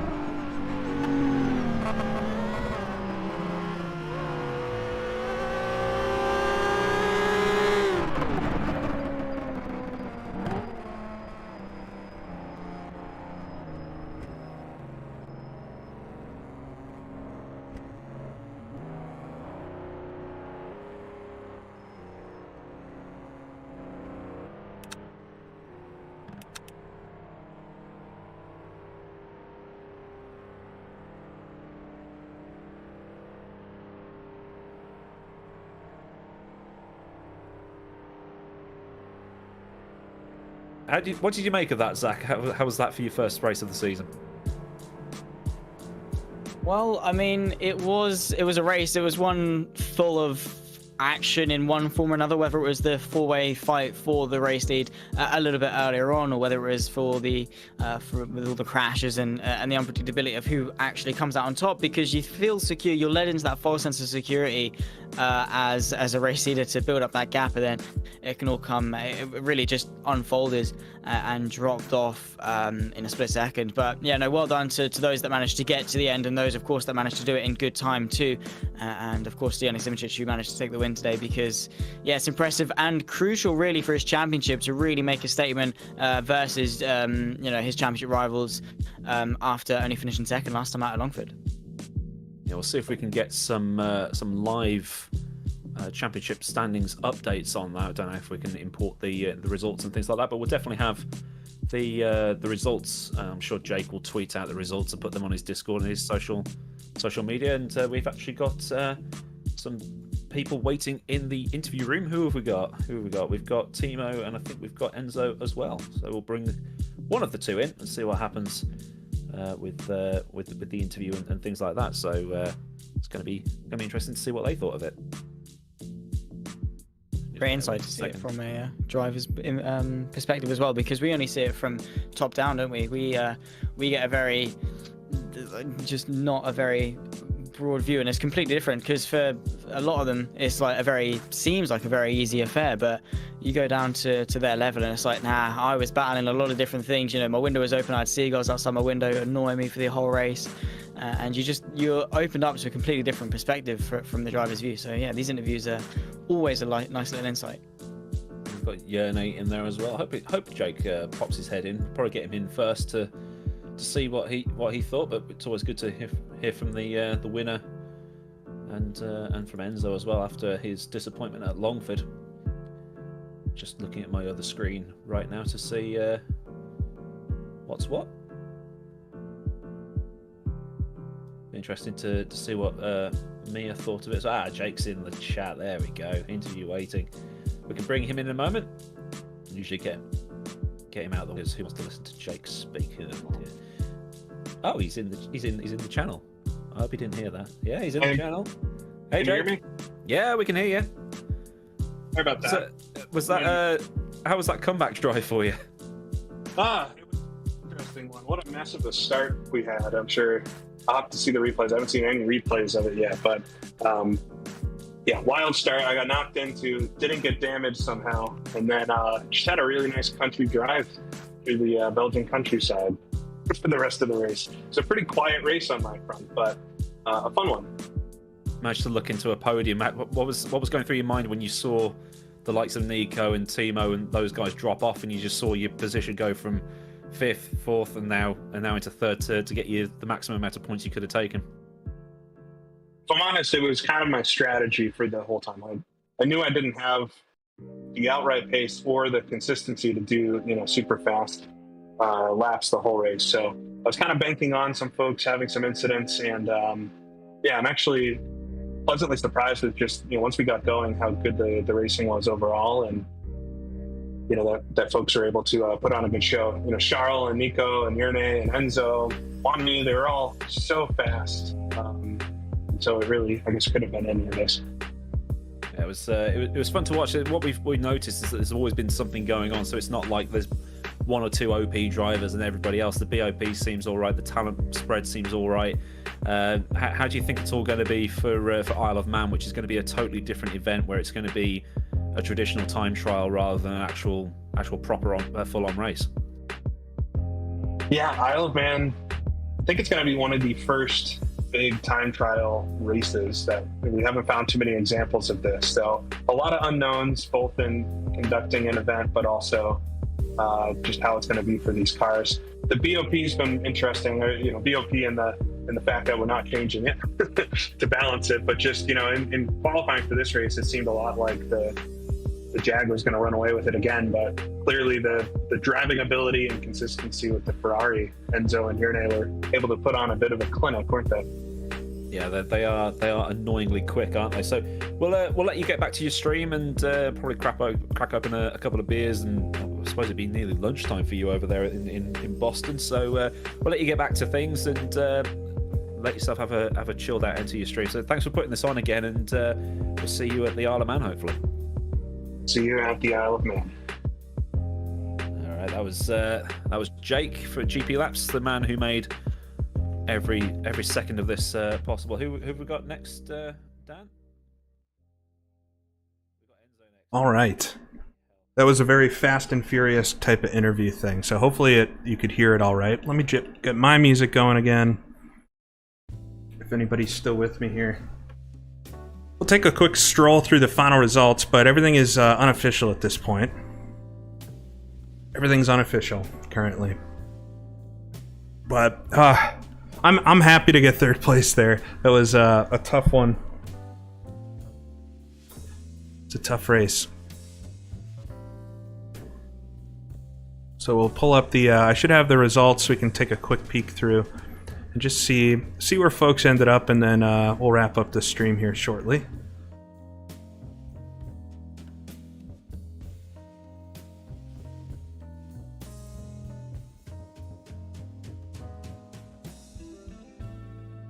All right.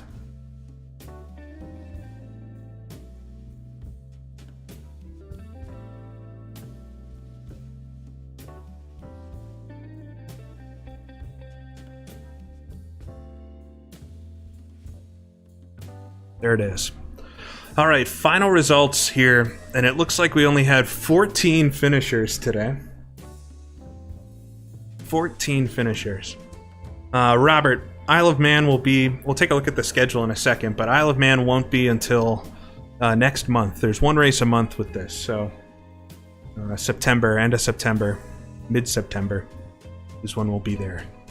But Jurnej Simoncic able to get the win, so he's going to be, I believe, leading the championship with a second place in the first round and then a first place here. But we'll do all the points, and I'll share the points on social media. I'll share them in the community tab of the channel.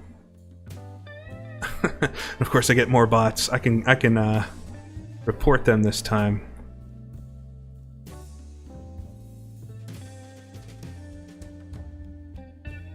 All right.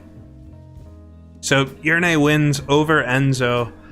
And I'm able to tell how close they were. They were 4/10 away from each other, were they?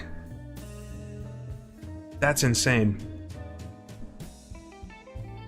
4/10 at the end of this race. That's wild. 2:02.50.2 and 0.6. I'm gonna have to watch the last few laps between them then, but that's a really crazy finish. Tight there. Third place then, I was a couple minutes behind. About a minute and 20 seconds or so, but I'm happy with it. I'm happy I finished. I raced clean mostly. A couple close calls, but yeah, can't ask for too much more than that. Ascari finishes fourth. Ascari in the 2 liter is going to get overall points. I forget what Ascari's driving, but they're going to have points as well in the Manufacturers Championship. Alicio was one of the latecomers here, I believe, in 5th, and then Rajatsu 6th place again. So 2 top 6s for Rajatsu in the first 2 rounds. That's pretty awesome. All right, so then Eduardo comes in after that. So it looks like the podium in the 5 liter was Jurnej, Enzo, myself. In the 2 liter was Ascari, Alicio, and then Cookie. Cookie picks up the 3rd spot in the 2 liter, at least unofficially for now. Rujatsu, Eduardo, and Toby. Toby, starting from the pit lane, gets him a podium in the 3 liter class. We'll look back. I guess in our finishers, there's not too many more to talk about. Bodomir with the Ukrainian car. Silberwolf, who was able to score some points in the first round. Toby there again, like we said. Valentin, Reese in 13th, and then the 14th and final finisher today is Saul. So a really short list of finishers, a lot of DNFs and retirements. It's going to be a lot to go through to just figure out what happened during this one. But I hope you enjoyed it. It was fun for me to take part in, a little frustrating at times. And we'll have to look at what happened on the start in some replay and everything to, yeah, I don't know. Hopefully avoid something like that in the future. The next round, I did say I was going to quickly show the calendar, and I will throw that up here before we wrap up. But we're racing 1 race a month, essentially, with this series. And here's our calendar. So we're done the first 2 rounds, Longford and Spa. Next up will be Isle of Man on September 17th. And the qualifying starts on the 12th. That'll be a TT race like we've been saying, so although we all will be on the track at the same time, we'll be starting at intervals, and ultimately it's really just your lap times that count. So we probably will have no idea what the finishing order is while we're on the stream next time. Poor broadcast team, but otherwise it's going to be so much fun. To make 6 sequential laps at the Isle of Man is going to be a really tough time. But I'm exhausted from this. Definitely need to go eat something. I appreciate everybody being here. It was a good turnout today, and hopefully a fun race to watch, although it wasn't too dramatic from my point of view after the first lap heroics there. But until the next one, thanks for watching, everybody. Have a great rest of your weekend, and I'll see you all next time.